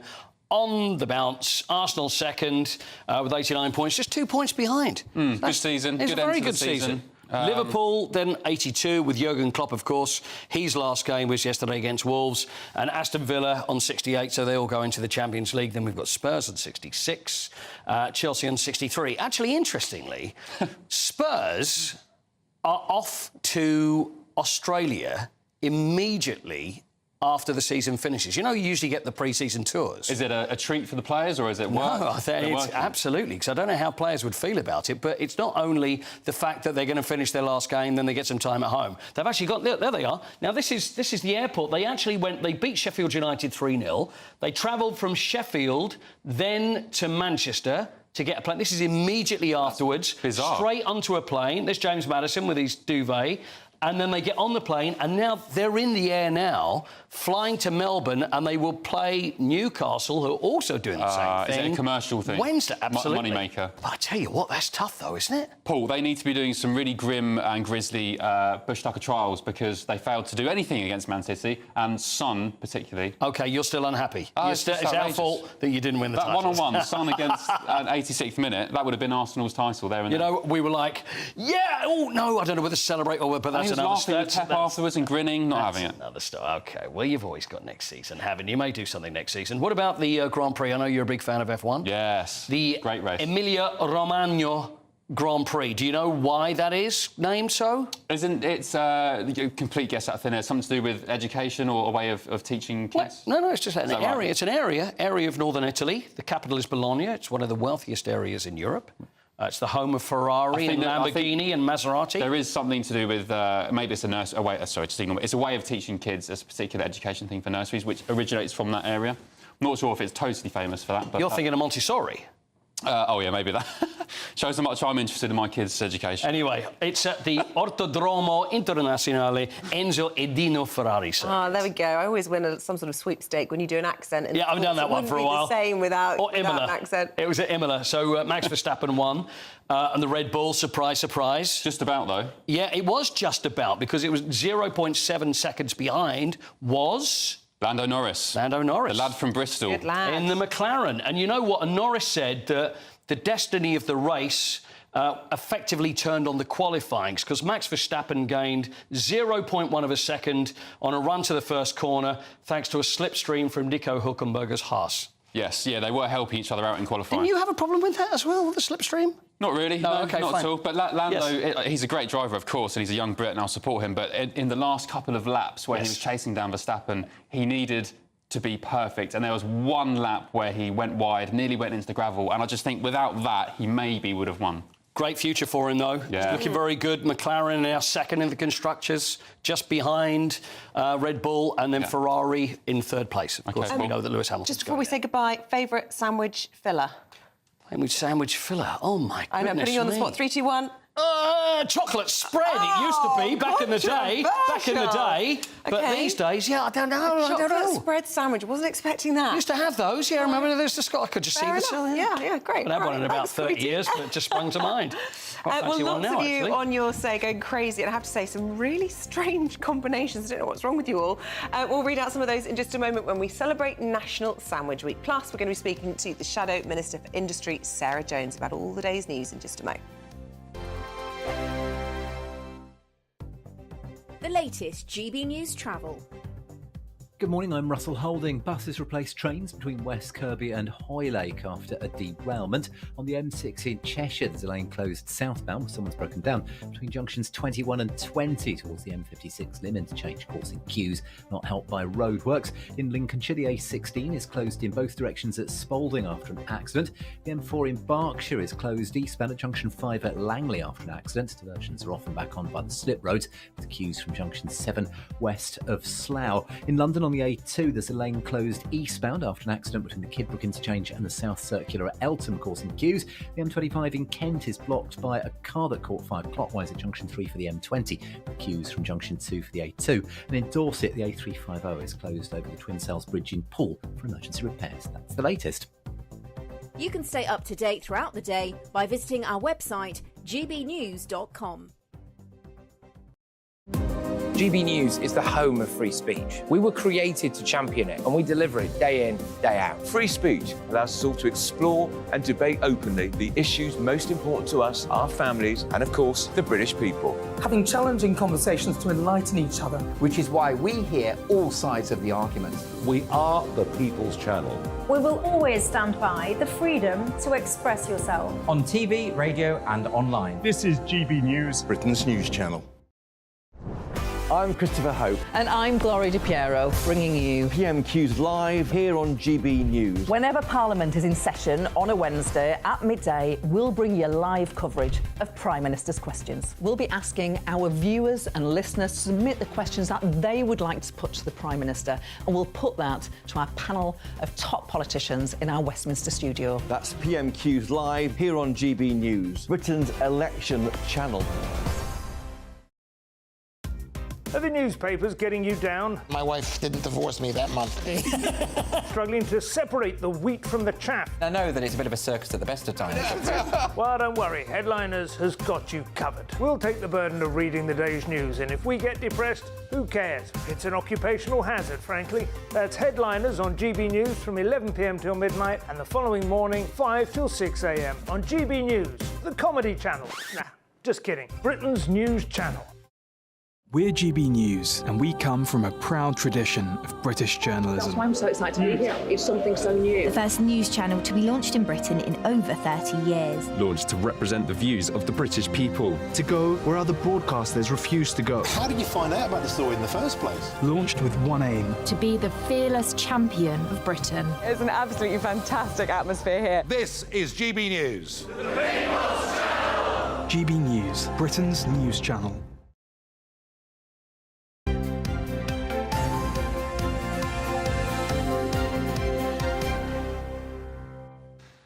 Sam Howard says peanut butter and Heinz sandwiches spread is her perfect combination. What's wrong with you, Pam? That's not normal. Sounds like something my 4-year-old would eat, no offence. Michael Roots, you say peanut butter and Marmite, whereas Stephanie, you say the best sarnie is bacon, egg, mayo and tomato salad.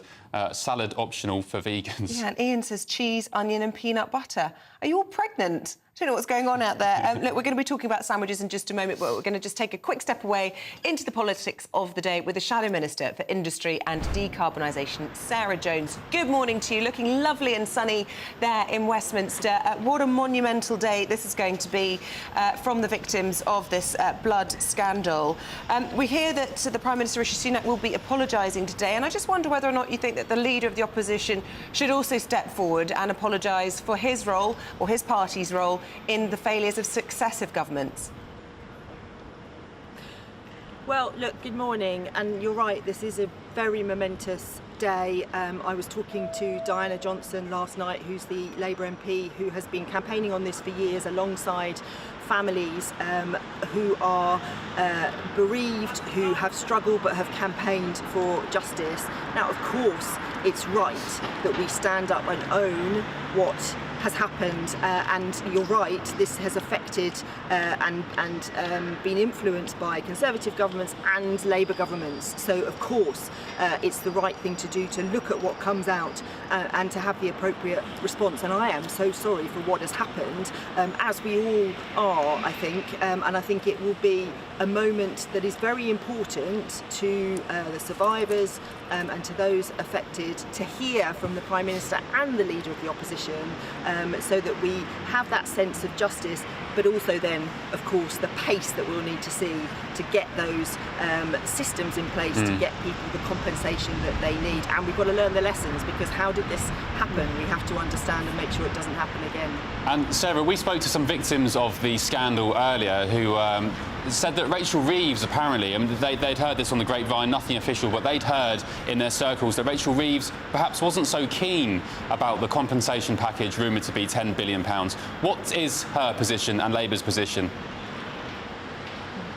Well, Labour's position, Keir Starmer set out yesterday, is really clear that we'll support the government on the package of compensation that they introduce. We know the Treasury has already been working on what can be put in place. We know that there has been some interim compensation paid, although not enough, and we pushed the government on this at the back end of last year, because the chair of the inquiry had suggested that some interim payments had been made, should be made, that haven't been. So we will stand, shoulder to shoulder with the government on this, and I think that's right. We can't bring party politics into this, and we will support the government on the compensation that will need to be introduced. You're right, it's a lot of money, but we have to right the wrongs of the past. If the state has harmed people, then we have to put that right. Can I ask you about a story that's been leaked to the Times newspaper today? It's on their front page. Labour plan for gender change to be made easier. And this is the suggestion that perhaps even just a GP, a single doctor, could be considered able to help somebody change their gender, or at least their gender identity. And Kemi Badenoch's come out and said that you're weaponising the issue for political advantage. But there are legitimate concerns, aren't there, about whether or not GPs, number one, are the correct people to do that. There isn't enough expertise. And all the lessons, not only from the SNP and Nicola Sturgeon and what that did to her leadership there, but from the Cass report into rushing these things and not taking them seriously enough. Are you seriously talking about this? Is this a real reality under a Labour government? So this is something that was leaked that is speculative.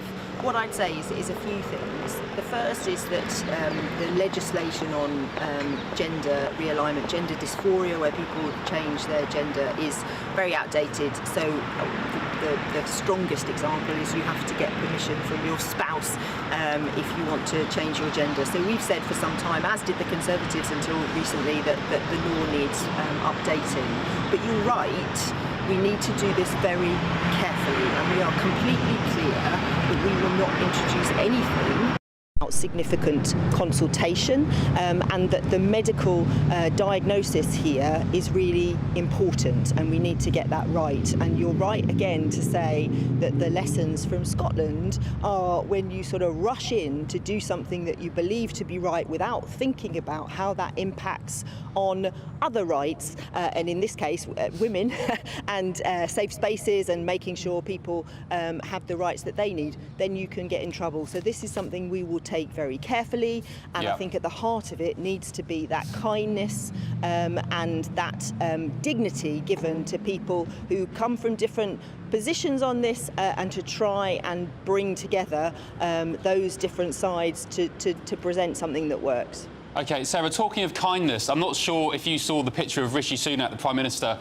at the football over the weekend with his elderly parents. There was a picture he posted on Twitter, basically said he was buzzing, had a great day. It was totally sport-related. Your colleague, Mary Foy MP, the MP for Durham, she replied to that on Twitter saying, not content in simply destroying the sales of Adidas Sambas, Sunak has now turned the entire country against Southampton Football Club with one tweet. That, of course, follows Wes Streeting's tweets about Susan Hall voters, calling them Islamophobic and white supremacists. Has Labour got a problem with behaving properly and perhaps, as some are saying on Twitter in response to this tweet, not like juveniles? So I didn't quite catch the tweet, and nor did I see it. I didn't quite hear what you said. Obviously, the Labour Party is a very changed Labour Party, and we're trying to make sure we can get into government so that we can fix the economy and fix people's lives. That's our most important job. I don't know what those tweets were yesterday. I didn't see them. I saw Crystal Palace win a big victory, which I was more pleased about. But I can't comment on that tweet, sorry. OK. We'll leave it at that. Thank you very much indeed for your time. Sarah Jones, Shadow Minister for Industry and Decarbonisation.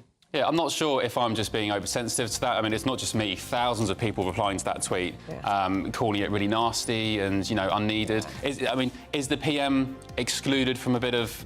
just because he's the Prime Minister, should he be... Yeah, I personally think everybody could talk much more kindly about our public servants, and probably would attract a better calibre of people if they didn't get so many personal attacks. And let's not forget that we've had 2 MPs who've lost their lives just attending their constituency surgeries because of... you know, sort of whatever's been going on. I'd say the same if it was Keir Starmer or Jeremy Corbyn, anyone. I think someone should be able to go to the football with their elderly parents, tweet about it in a positive way without being attacked by opposite, rivals. Right, those sandwich fillings are still coming in thick and fast. All sorts of strange and wonderful suggestions. Peanut butter, Marmite and marmalade. Great mix, says Dave Young. Try it before you twist your expression. Too late, sorry. I'd already raised an eyebrow at that. Keep them coming in. We're going to be talking about that after this. GB News is Britain's election channel. And when the big stories break, we're tackling them on Britain's newsroom. When we disagree, and we disagree a lot, it's even livelier than normal. We don't disagree that much. We do. His comedy, though, is revolting. I knew her, unlike you. That explains Beverly Turner's temperament. It's a bit frosty in here, isn't it? He'll have one of me one day. For dartball practice. Britain's newsroom on GB News. Weekdays, 9:30 a.m. GB News, the People's Channel, Britain's news channel. Martin Daubney, weekdays from 3 p.m. 2,000 football banning orders have been issued to England fans ahead of this summer's Euro 2024 tournament in Germany. But authorities think that more than 300,000 England supporters could go to Germany, with Scotland fans, of course, also expected to travel in huge numbers. Well, I'm joined now by GB News' home and security editor, Mark White. Mark, welcome to the show. So you went to a press briefing this morning. As I understand, the authorities are gearing up to tackle what they see as a huge wave of potential hooliganism at the tournament. What's the latest? Well, they're certainly not saying they're expecting hooliganism, and they are preparing for the worst, of course, if it happens, but hoping for the best. They say that in recent tournaments, England fans and, of course, Scotland fans have been pretty well behaved, but there will be very significant numbers attending that tournament, which gets underway in just over 5 weeks' time. That first match is Scotland taking on Germany in Munich, and of course just 2 days later it's England against Serbia near Dortmund. So 300,000 England fans alone they're expecting because it's so accessible. I spoke earlier to Chief Constable Mark Roberts, who is the national lead for football policing. This is what he told me. Positive, you know, England fans got a great record at recent tournaments. We know when any number of that people travel, there's always potential for issues, but I think the German authorities are really well prepared. And I think one of the positives, particularly thinking about our fans, Germany's a beer drinking culture, so the police are well aware of dealing with people in the nighttime economy. They deal with plenty of big festivals, so I think we're going to a place that is well suited to work with us to keep everyone safe and make sure there's no issues. I'm Nigel Farage, and this is GB News, the People's Channel, Britain's news channel. Good afternoon, Britain. Good afternoon, Britain. Weekdays from midday, we bring you the most compelling stories from across the United Kingdom. And why it matters to you. From your doorstep to our inbox. That's right, we want to hear from you. Good afternoon, Britain. Only on GB News, the People's Channel, Britain's news channel.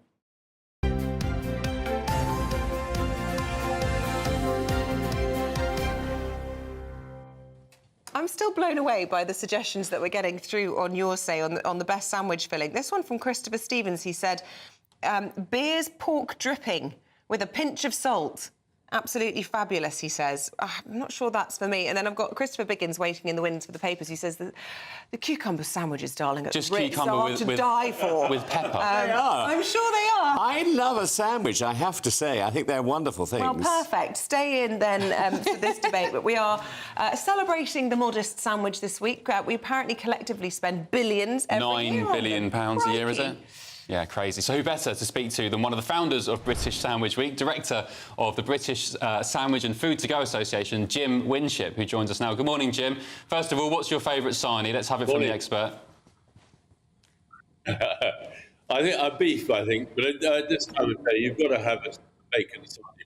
Bacon sandwich to start the day. So what would you have with your beef sandwich? With a bit of sort of radish or mustard? Horseradish. Horseradish. Any greenery in there? Take a bit of lettuce just to give it a bit of colour. Brown bread or white bread? I think I'd go for white. I think. Oh, naughty. Well. Very, very good. Well, listen, why do you think that we need to have a week dedicated to celebrating the humble British sandwich? Well, we started it because the sandwich is very British. And we thought we ought to be celebrating that each year. It was invented by the Earl of Sandwich back in the 1700s. So why not celebrate it? So it's the most popular food in the UK as a eating out product. So let's make the most of it.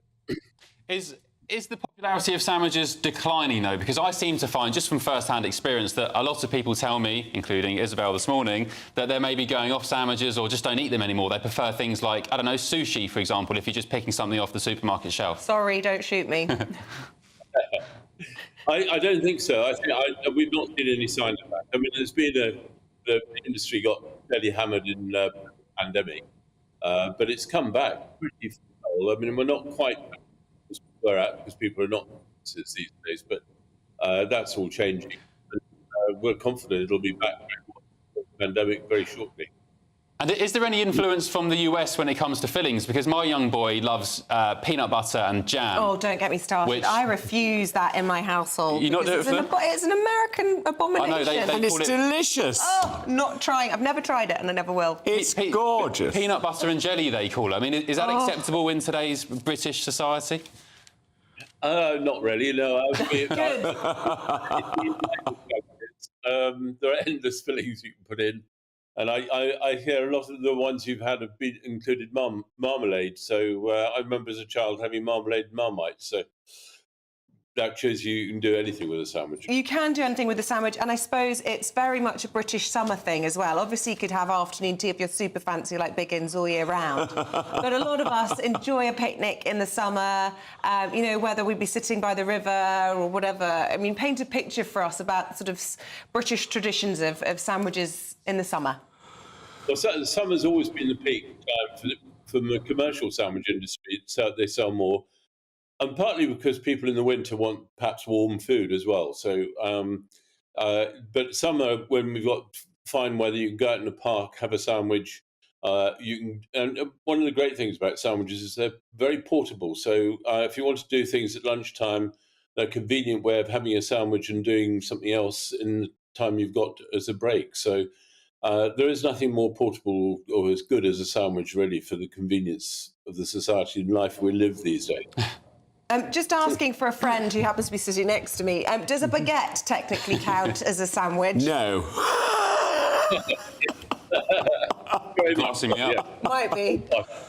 There we go. They've been told. What did he say? No. Sorry, Jimmy, I missed that. He said no. I said yes. Oh, you're off the hook there. Jim, we've got to go. We're going to get the thoughts of our panel this morning, but thank you very much for your time. Really appreciate it. Dawn, you don't strike me as much of a carbs. I can't. I don't shoot me either. I can't remember the last time I ate a sandwich. I'm not a big bread fan, to be honest with you. Would you ever have an open sandwich to half the bread? Well, I have been. We've just come back from America, and you were talking about peanut butter and jelly, as they call it. And we went to Memphis, Elvis's home, and he famously loved peanut butter and jelly sandwiches.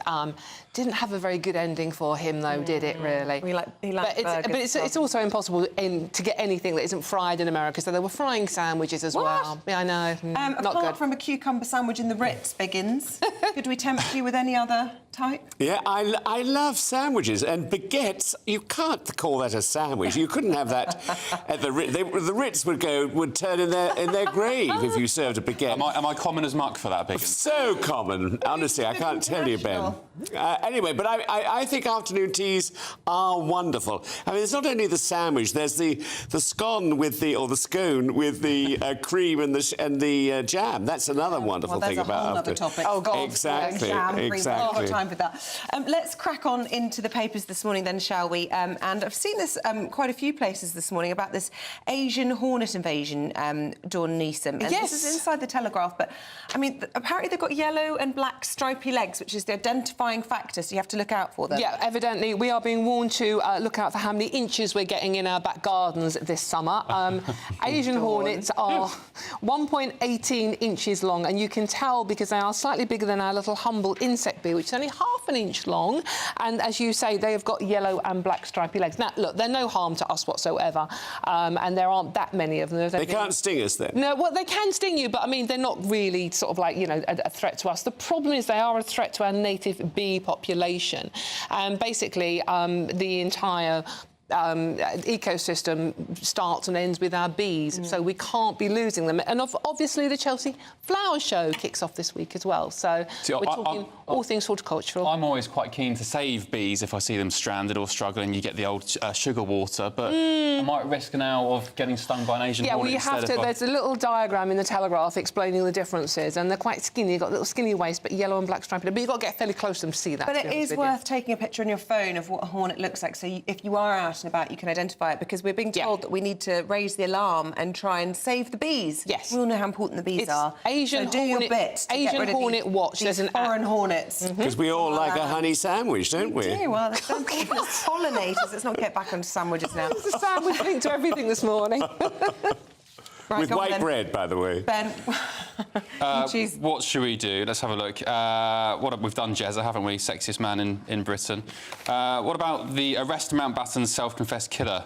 The IRA victims demand. So families of the Birmingham pub bombing victims yesterday demanded that a former IRA commander implicated in the Mountbatten You're on atrocity... the wrong list, I think, my friend. Oh, really? Yeah, that's What's the time? This oh, there we go. Sorry. Hottest May in 150 years. Let's talk about the weather, because there's a sandwich link here as well, isn't there? No. This is the front page of the Daily Star. Get your sarnies out at the ready. It's now time for 25-degree scorcher. It's a heat plume That's or not dome. a scorcher, is it? 25. Well, it's not in my word. But anyway, not bad. We've got another bank holiday coming up. Who knew? Next Monday is a bank holiday, and just in time for the bank holiday and half term, we are going to have this heat dome over the country where it's going to be 25 degrees and lovely and sunny. But before that, it's going to chuck it down and be cold. OK, well, that's all right. Well, it was nice last week because I went to a garden party at Buckingham Palace and it was gorgeous because the sun was out and we had sandwiches. Sandwiches, what ones? No, and it was great. And I do think, you know, surely we should start to have some nice weather. I'm very distressed to hear we're going to have all this rain. Yeah, it's going to rain. Until next Monday. I know, disaster. A really quick rattle through this because, I mean, we're almost out of time, but it's an important story. It merits a spot in our discussions this morning about the D-Day celebrations, Dawn. And this kind of caught Grant Shapps a little bit on the, I don't know what the word is, back foot yesterday. This parachute drop. They don't have enough planes for it. No, it's typical, isn't it? This is where we are today. To commemorate D-Day, which is on the 6th of June coming up, which, if you're not quite sure what it was when we stormed the beaches in France and 22,443 people lost their lives. But we're meant to be sort of like celebrating it by having this parachute drop, but we don't have enough planes to do so. On a happier note, page 2 and 3 of the Express today have got a wonderful image of the new 50p coin, which is out today, commemorating D-Day, engraved on the sand on the D-Day beaches over in France, and it is absolutely beautiful. Have a look if you need to. But the new 50p commemorating D-Day is out today, and it's 80 years ago. Good. And we think of all those who lost their lives. Did you see Charlie Peters, our reporter? He did some Vox Pops with the British public, asking lots of youngsters, "Do you know what D-Day is?" None of them knew what it was. It was terrible. That's terrible. That's frightening. Well, we'll do lots on this channel about that over the next few weeks. But for now, we say thank you very much to Chris for being here. Thank you. And Dawn Leeson. Great to have you back from your travels in the States. You can enjoy a proper British meal again. Or sandwich. Yeah, or a sandwich. Oh, we'll get that in. Let's go check on whether or not it'll be nice weather for a picnic. Here's Catherine Chalk. Looks like things are heating up. Boxed boilers, sponsors of weather on GB News. Good morning, welcome to your GB News weather update from the Met Office. We've got sunny spells today, but turning a bit more unsettled as we go through the week. Having a look at this morning, then we've got quite a lot of low cloud around, especially across eastern areas. This will gradually lift and break up as we go through late morning, perhaps staying a bit cloudier further towards the north. But elsewhere, staying largely dry. We will see a few showers developing, especially across parts of Northern Ireland, where they could be heavy, perhaps with the odd rumble of thunder. But elsewhere, plenty of sunshine on offer, feeling warmer, especially across the north and down that eastern coast. But elsewhere, perhaps not as warm as what we saw over the weekend. As we go through the evening time, then any showers should gradually start fading away. We've got plenty of late evening sunshine across parts, or many parts really, of Scotland. Perhaps just the odd shower, but feeling warm where you catch the sunshine. A few showers still remaining across western parts of Northern Ireland and perhaps even into Cumbria as well. But on the whole, a lot of late evening sunny spells and feeling quite pleasant in that sunshine as well. As we go through the rest of the evening time then, plenty of areas seeing a lot of clear skies, perhaps a few showers, but they'll gradually fade away. But we'll start to see further low cloud pushing in from the east once again, a few showers as well across the south and eastern areas. But otherwise, under the clear skies, it will turn a little bit chilly underneath with single figures, but otherwise holding up at around 10 or 11 degrees. So Tuesday's a bit of a mixed picture really. We'll see some sunny spells for some, especially for parts of Scotland, but further towards the west, that's where we'll start to see some showers breaking out again, especially for parts of Northern Ireland where they could be heavy at times. In between there will be some sunny spells, but again some low cloud just to watch for. Otherwise temperatures really around average for the time of year. A brighter outlook with Box Solar, sponsors of weather on GB News.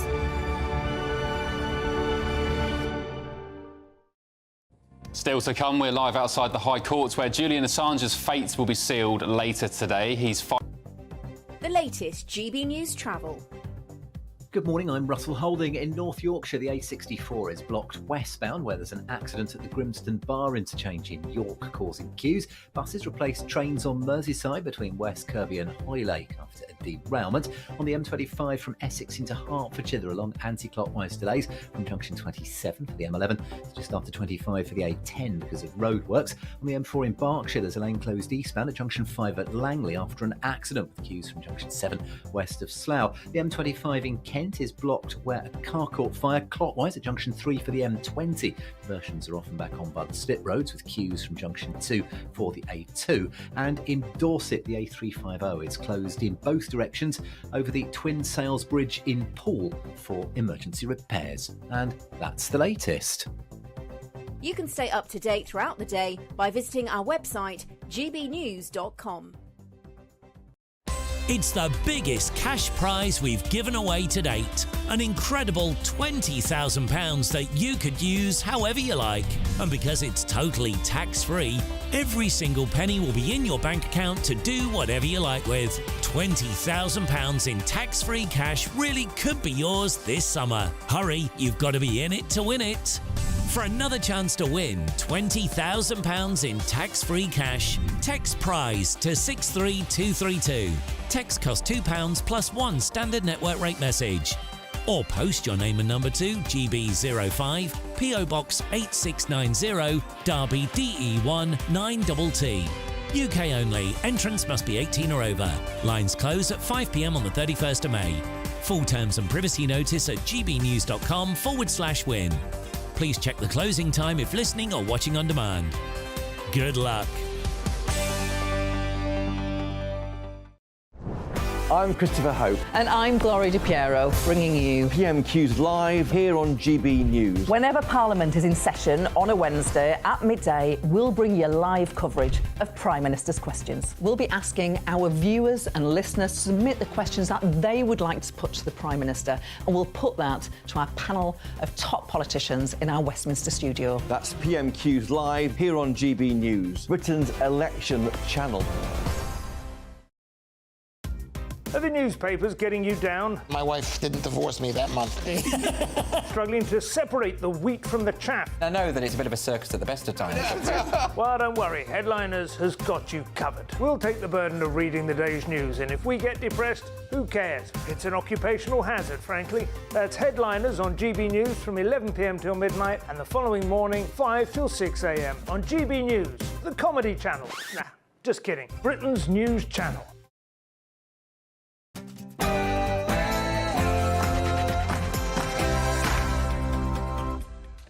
Very good morning to you. It's 9 o'clock on Monday, the 20th of May. You are watching Breakfast with Isabel Webster and Ben Lear. You're very welcome.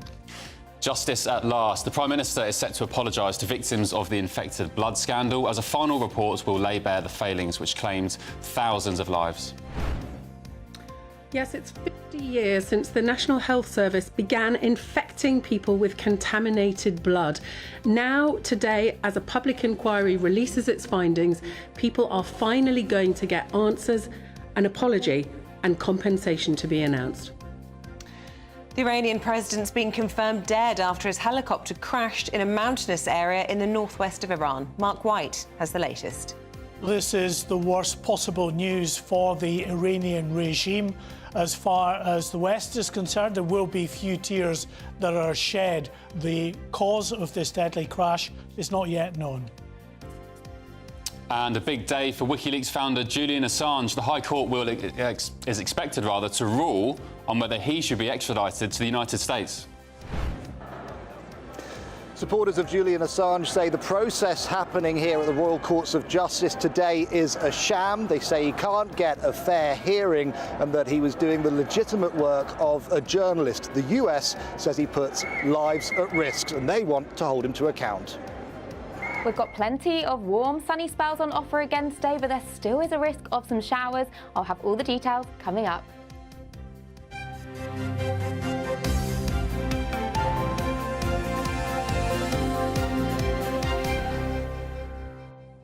Well, it's been described as a monumental day. Leading our programme this morning, the infected blood scandal independent inquiry's final report is set to be published later on this morning. The scandal's been the subject of the biggest ever public inquiry in the UK after tens of thousands of people were infected with contaminated blood products. Well, earlier we spoke to 3 victims of the scandal.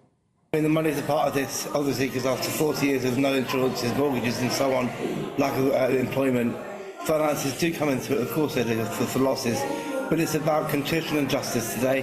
We need things that we need delivered to Abbas. We recommend our justice that we've waited 40 years for. Political correspondent Catherine Forster joins us now. Good morning, Catherine. There's a figure of £10 billion, maybe even more, being mooted for these thousands of victims. When are we going to hear the finer detail about that compensation package? Yes, in terms of the compensation, we're likely to hear details of that tomorrow. It is predicted to be upwards of £10 billion, as you've said, a significant amount of money. And at the moment, the only people that have had any payments affected by this scandal are people who've actually been infected, or their bereaved partners have had about £100,000. But people who've been affected, such as parents who've lost children or children who've lost parents, have not had a penny. That looks set to change. I think it's worth just emphasising that not just the scale of this, 3,000 people dead, over 30,000 infected, but the horrendous human cost, because this factor 8, this blood product that was imported largely from the States in the 1970s and 80s, the United States didn't have very stringent measures in place when it came to blood donations. A lot of the blood came from people like prisoners, drug addicts. It contained viruses, and it was given to people, including children, long after warnings were given, after concerns were raised, right up until 1991, when warnings were being given from the mid-1980s. And, you know, you hear the numbers, but people like Colin Smith, this little boy, he was 2, he went for had a blood transfusion for an ear operation, he was a haemophiliac. He contracted AIDS. He died when he was 7. His family were vilified because of the stigma. And there's dozens of horrific stories like this. So these people have been fighting for decades. Today they're going to get answers when the report is finally published at 12:30. Answers into who knew what, when, why the actions were taken, and an apology from the Prime Minister later today on behalf of the successive governments who have frankly turned a blind eye. Compensation to be announced tomorrow, but of course no amount of money can ever really make up for what's happened to these people. Catherine Forster, thanks very much indeed. OK, Iranian state media has confirmed the death of President Ibrahim Raisi following a helicopter crash on Sunday. Several are confirmed dead, along with Raisi, including the foreign minister, after the helicopter they were travelling in got caught in heavy fog in a mountainous area of northern Iran. GB News Home and Security Editor Mark White joins us now in the studio. Good morning, Mark. What's the latest on this, please? Well, it was just after 5:30 this morning that the Iranian government confirmed the death of all those on board this helicopter, a Bell 212 helicopter that came down yesterday afternoon after the President and other senior officials, including the Foreign Minister, had been at the opening of a joint dam project between Iran and Azerbaijan. You can see the weather conditions there are appalling, heavy fog in that area. And this helicopter crashed in that heavy fog. There's no suggestion of foul play, but it's always a concern when you're dealing with the Iranians, especially if the finger of blame points towards officials in the way perhaps that this helicopter was maintained, also with the way perhaps that the decisions were taken to fly over this mountainous region in less than ideal weather conditions. But the President, a man who was tipped to take over from the Supreme Leader, Ayatollah Khomeini, who's 85 years old, in failing health. So now there will have to be elections. Although there's some suggestion it could be the Ayatollah's son, and that makes me sort of raise an eyebrow about whether or not there was foul play, because as you say, a blind man and the galloping horse could see that those were not ideal flying conditions. And, you know, is there any suspicion in all of this, do you think, or too early to speculate? I think wherever the Iranian regime is involved, there's always suspicion and suggestion, but what we know is just a helicopter crash, and we don't know anything more at this stage. I think whoever gets into power as the next president will be a hardliner. There's no doubt about that. They are present now throughout all the structures in the political and the establishment within Iran as well. So it'll be, we're told, 50 days of campaigning, such as it is, before those elections are held. And as I say, the guarantee will be whoever it is. If it's Khomeini's son, or someone else, they will be a hardliner. Just briefly, Mark, there was a tweet from Tory MP Michael Fabricant saying something akin to good in response to the news. Are we expected to get anything official from the Prime Minister or Downing Street? Would that be in line, bearing in mind the political relationship at the moment with Iran? It's possible. I mean, the wording would be interesting to listen to, so they're not going to be professing their profound sorrow, but some world leaders have. Clearly, Iran has some friends, but in the West, very few, if any, friends. So many people, while they might be quite pleased to get rid of someone like, the current or former president now, be careful what you wish for. We don't know who's going to come in next. And just briefly, no suggestion that there's any involvement with Israel or any of the heightened escalation that we've seen in recent weeks with sort of tit-for-tat incidents between the two nations. You would think that's a hornet's nest that Israel would, even though they would want to see the back of Raisi, but they just wouldn't wade into something like that. But who knows? OK. Thanks, Mark. Thank you. OK, big day for WikiLeaks founder Julian Assange, who's expected to find out whether he can officially appeal his extradition to the United States.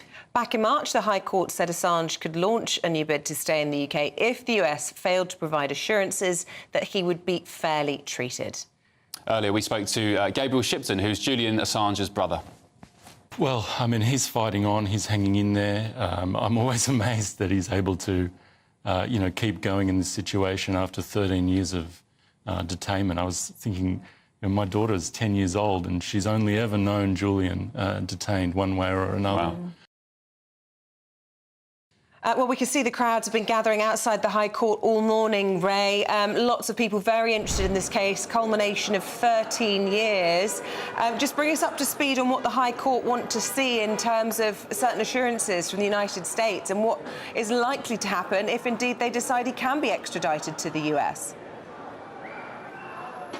Well, the High Court here seeking assurances from the United States that if he is extradited to the US, he can receive a fair trial. Also, that if he were convicted, he would not face the death penalty. Now, hundreds of supporters have arrived here. You can see them behind me. They are claiming that the process that will be taking place today in this court is a sham and that Julian Assange cannot get a fair hearing either here or in the United States. Now, one of the assurances that the Assange team, one of the claims they'd made was that he would not be able to use the freedom of speech as part of his defence. And the US have said that that would be very much up to the judge. And so that remains a key question mark for the judges. And it could be the element on which they make their ultimate ruling. Now, of course, through WikiLeaks, Julian Assange has been accused of releasing hundreds of thousands of classified US military documents relating to the wars in Afghanistan and Iraq, diplomatic cables as well as video of US forces killing civilians in the Iraqi capital, Baghdad, as well. It was the largest security breach of its kind in US military history, and the United States said that those actions were reckless and put the lives of their sources and their agents in the field at risk as well. So they want to put him on, take him to the US and charge him with 18 different offences under the Espionage Act. If he were to be convicted, he could face up to 175 years in jail. Now, if the High Court does rule in favour of the United States, that is the end of Julian Assange's legal avenues here in the United Kingdom, and the fear is that he could be very quickly put on a plane to the US. However, his side, his supporters, will be taking the case, if they have time, to the European Court of Human Rights, and they're hoping that that could prevent that flight from taking off.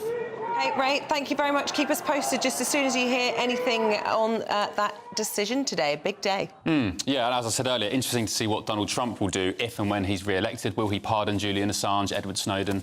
Waits to be seen. Yeah, what's interesting, all of the candidates seem to be making different sort of and quite similar noises, aren't they? I think Joe Biden alluded to something. Yeah, and also the independent candidate, who I know Bev's a big fan of, and I mentioned Bev because Andrew and Bev are waiting in the wings ahead of Britain's newsroom. Lots more, I'm sure, on that in your programme. Yeah. Sure. What else have you got?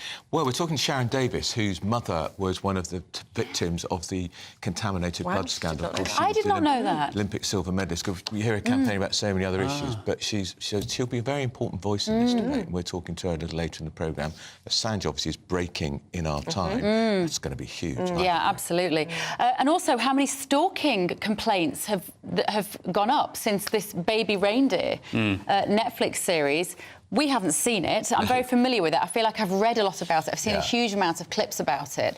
And apparently people who watch it say it really makes you reflect on your own behaviour. I'm talking about how many people now are not going to go to prison because the prisons are overflowing. Violent offenders? Yeah. I'm sorry, it's not acceptable. Well, the government's saying that they've made these sentences tougher, but there's no point giving them tougher sentences when you can't actually incarcerate anyone. I know. Yeah. And then we're going to be talking about football, because apparently it was a big day in the Premier League yesterday. Apparently. Who knew? It was. As an Arsenal fan, lots of people know that by now, I sat down to watch the Man City game, hoping that maybe West Ham could get into half-time with a draw or maybe even a cheeky goal. 76 seconds, that's all it took for City to score, and that was the end of it. I went to the garden. Well deserved, I suppose, you've got to say. I'm a Swindon Town fan. Does anybody know what division they're in? Not even They're League Two, I think, aren't they? They're League Two, very near the bottom. It's my hometown. Fantastic. Well, look, we look forward to it. It'll be a busy show. Thanks very much indeed. Thank you. Right, time to tell you about the Great British Giveaway. We're almost out of time on this. £20,000 of cash still up for grabs, though.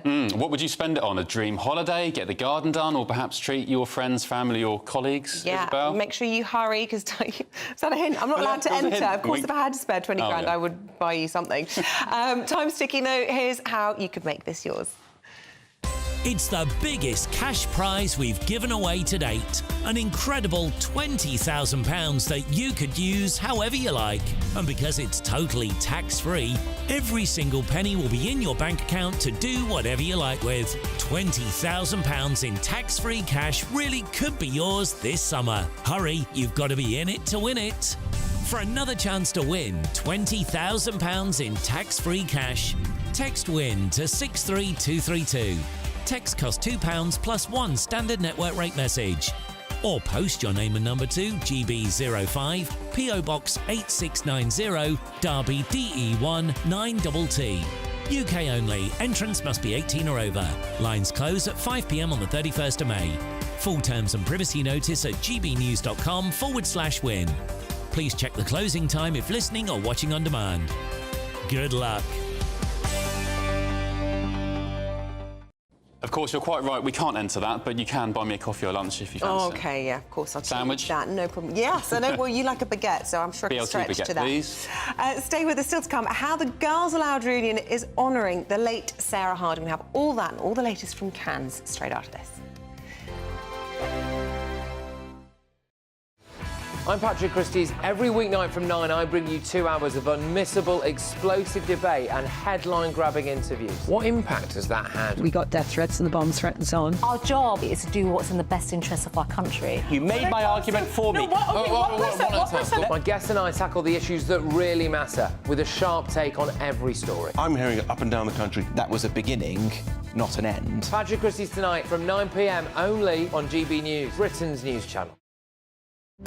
GB News is the home of free speech. We were created to champion it, and we deliver it day in, day out. Free speech allows us all to explore and debate openly the issues most important to us, our families, and of course, the British people. Having challenging conversations to enlighten each other. Which is why we hear all sides of the argument. We are the People's Channel. We will always stand by the freedom to express yourself. On TV, radio and online. This is GB News, Britain's news channel.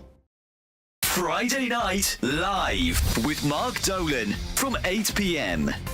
Well, we broke the internet last weekend with my suggestion that Harry should be staying at his old family home in central London. Take a listen. Harry will not be accommodated at Buckingham Palace, even though it's emptier than a branch of Wilko's. So, where is he going to stay? The Ritz? The Dorchester? Well, his media gigs are drying up, so he might have to go budget. He might like the Premier Inn, where he can bunk up. with the face of that hotel chain, comedian Lenny Henry. What a laugh a minute those two would make. How about a Holiday Inn Express, where he can enjoy the wide-ranging choice offered by the vending machine if he gets peckish in the middle of the night. And I'm delighted to say that Britain's favourite pub chain, JD Wetherspoons, now have rooms available in some of their venues. The Hotel Wetherspoons, where you can check out any time you like, but you can't leave until you've drunk 12 pints of old speckled hen and got into a fight with an off-duty electrician. Well, Harry's blink-and-you'll-miss-it trip to the UK, in which he was snubbed by his father, who, let's not forget, is battling cancer, wouldn't have done much for the young prince's increasingly fragile self-esteem. Crumbs, it's almost like you reap what you sow. Well, in a shock new development, the Express newspaper report that Prince Harry was left in tears when his father bestowed a major new military honour on his brother William. The Prince of Wales is now the Colonel-in-Chief of the Army Air Corps. If he hadn't burnt his bridges, that is a gong that would have likely gone to Harry, who served himself with the Air Corps in Afghanistan. In the end, Harry's week can be summed up by this footage of a Boeing plane landing at Istanbul airport in a less than elegant manner. 2024, a battleground year. The year the nation decides. As the parties gear up their campaigns for the next general election. Who will be left standing when the British people make one of the biggest decisions of their lives? Who will rise? And who will fall? Let's find out together. For every moment, the highs, the lows, the twists and turns. We'll be with you for every step of this journey. In 2024, GB News is Britain's election channel.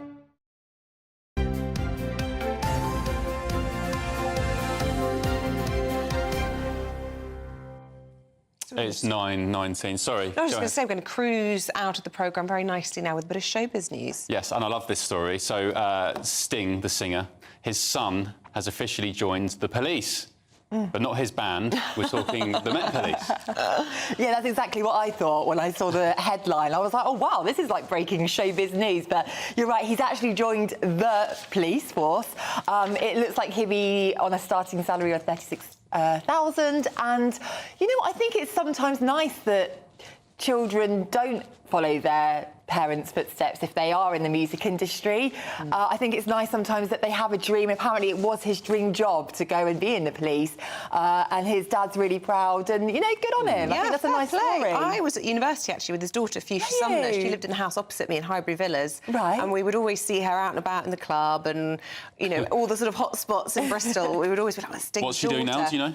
I actually don't know what she's doing now, but she was, I mean, I'd like to say she's quite normal, but, I mean, she was still quite flash normal. Yeah, if you've got showbiz parents... to be joining the Met Police, that's a big deal, isn't it? It is, but apparently he's had this dream since the age of 13. He wants to make it happen. His dad was at his passing out parade. And I just think it's a nice story, isn't it? We like that one. I think there's always maybe an expectation for as you said, for the offspring of famous people to go and do something equally, you know, or even better than what they're doing. But it's nice they haven't got that pressure. Yeah, I was going to say there must be so much pressure if your parents are in the public eye. But no, he's like, now I'm going to get a normal job. Good for him. Nice life, I think that's really reassuring, because we only have to go back to look at what's going on in Cannes to see a little bit of the crazy that's going on in the world. Wow. Sienna Miller, I'm a huge fan of her. I think she looks a little bit like she's dressed up as a toilet roll, frilly toilet roll on the red carpet last night. It was a little bit... Sorry, it's a bit mean, but I wasn't a big fan of the frilly number. But she's on the front of most of the papers this morning, alongside... Kevin Costner. Apparently he's been working on this movie Horizon for decades, and it got a 7-minute standing ovation at the festival. We were just saying that's quite a long time for an ovation, but you know what? It's very Hollywood, very Cannes, and if I got a 7-minute ovation, I think I would just, you know, lap that one up. You've got to, haven't you? So what's it about? Well, I think everyone was just so overwhelmed by his film, and apparently he was crying. It was very emotional. What's the film about, do you know? I haven't actually seen the film. It's a Western, as far as I'm aware, but he's been working on it for decades. He's starring in it, directing it, producing it. Oh, fair play. Take the 7 minutes, then. Take the 7 minutes. Absolutely. But he does that. He's got a bit of a track record now of kind of the triple whammy. I suppose the Holy Trinity. It's once you've become an established actor, Hollywood A-lister, you kind of want to be calling the shots as well. Absolutely. But, I mean, this year, you know, Cannes is looking more fabulous than ever. Although I've got to say, it's actually been raining on the red carpet, which I'd be devastated about my hair if that was the case. But for me, the standout dress is Heidi Klum. I don't know if you've seen her in the paper today, but she just looks fabulous. She's in this beautiful red dress. I mean, she's given me supermodel vibes, and it's like this very lavish dress, beautiful jewellery, and I think she's absolutely nailed it. I mean, there are some outrageous outfits going on. Sometimes I think, wow, you've got all that money and actually you haven't nailed it. But for me, it's Heidi Klum, followed by Eva Longoria. She's got the figure to wear it, and she's got diamantes. She's still doing the rounds. I remember her from Desperate Housewives, is that right? She's still around, is she? Oh, yeah. What's she up to? I don't know what she's up to at the moment, but she just looks fabulous, and that's the main thing when you're at Cannes, isn't it? OK. Right, story 3, Jennifer and Ben Affleck. What's the latest? Well, I can't keep up with this story because if I would have come in yesterday, I would have said I don't think it's on anymore because Ben was actually pictured without a wedding ring. Oh, dear. Do we take our wedding ring off ever? Well, that's me today. Oh. Somebody emailed in and said, where's Ben's wedding ring? Yeah, and you wrote on a piece of paper, not comfortable, and I said, not acceptable. I agree with you, Isabel. That's Put totally it back not on. acceptable. I don't like it. I'm not used to it. How long have you been married? Only since December. I've been with my partner for 14 years, but we've been married since December. I just don't like the feel of it. It's too clunky, it's heavy, it's sweaty. You've just got to push through the barrier. You have, yeah. Well, anyway, we think we should all be wearing the wedding ring. But if you look at the papers today, you will see that he has the wedding ring back on. Like you say, maybe it was uncomfortable for Ben Affleck. He's got it back on now, and they're looking happier. I wouldn't say happy, because I don't think either of them ever look really happy, but what you've got to remember here, if you know the timeline of this, they got together back in 2003. Yeah, Bennifer. It's the love story. Bennifer. Break up, they're back together. Yeah, should you ever get back with an ex? Yeah. I don't think so. We're going to break up with you, Hayley Palmer. Thanks so much for talking to us about all things showbiz. We'll see you again very soon. Thanks, Hayley. And we say goodbye to everybody at home. Thanks for joining us. Looks like things are heating up. Boxed boilers, sponsors of weather on GB News. Good morning, welcome to your GB News weather update from the Met Office. We've got sunny spells today, but turning a bit more unsettled as we go through the week. Having a look at this morning, then we've got quite a lot of low cloud around, especially across eastern areas. This will gradually lift and break up as we go through late morning, perhaps staying a bit cloudier further towards the north, but elsewhere staying largely dry. We will see a few showers developing, especially across parts of Northern Ireland, where they could be heavy, perhaps with the odd rumble of thunder. But elsewhere, plenty of sunshine on offer, feeling warmer, especially across the north and down that eastern coast. But elsewhere, perhaps not as warm as what we saw over the weekend. As we go through the evening time, then any showers should gradually start fading away. We've got plenty of late evening sunshine across parts, or many parts really, of Scotland. Perhaps just the odd shower, but feeling warm where you catch the sunshine. A few showers still remaining across western parts of Northern Ireland and perhaps even into Cumbria as well. But on the whole, a lot of late evening sunny spells and feeling quite pleasant in that sunshine as well. As we go through the rest of the evening time then, plenty of areas seeing a lot of clear skies, perhaps a few showers, but they'll gradually fade away. But we'll start to see further low cloud pushing in from the east once again, a few showers as well across the south and eastern areas. But otherwise, under the clear skies, it will turn a little bit chilly underneath with single figures, but otherwise holding up at around 10 or 11 degrees. So Tuesday's a bit of a mixed picture really. We'll see some sunny spells for some, especially for parts of Scotland, but further towards the west, that's where we'll start to see some showers breaking out again, especially for parts of Northern Ireland where they could be heavy at times. In between, there will be some sunny spells, but again, some low cloud just to watch for. Otherwise, temperatures really around average for the time of year. A brighter outlook with Box Solar, sponsors of weather on GB News.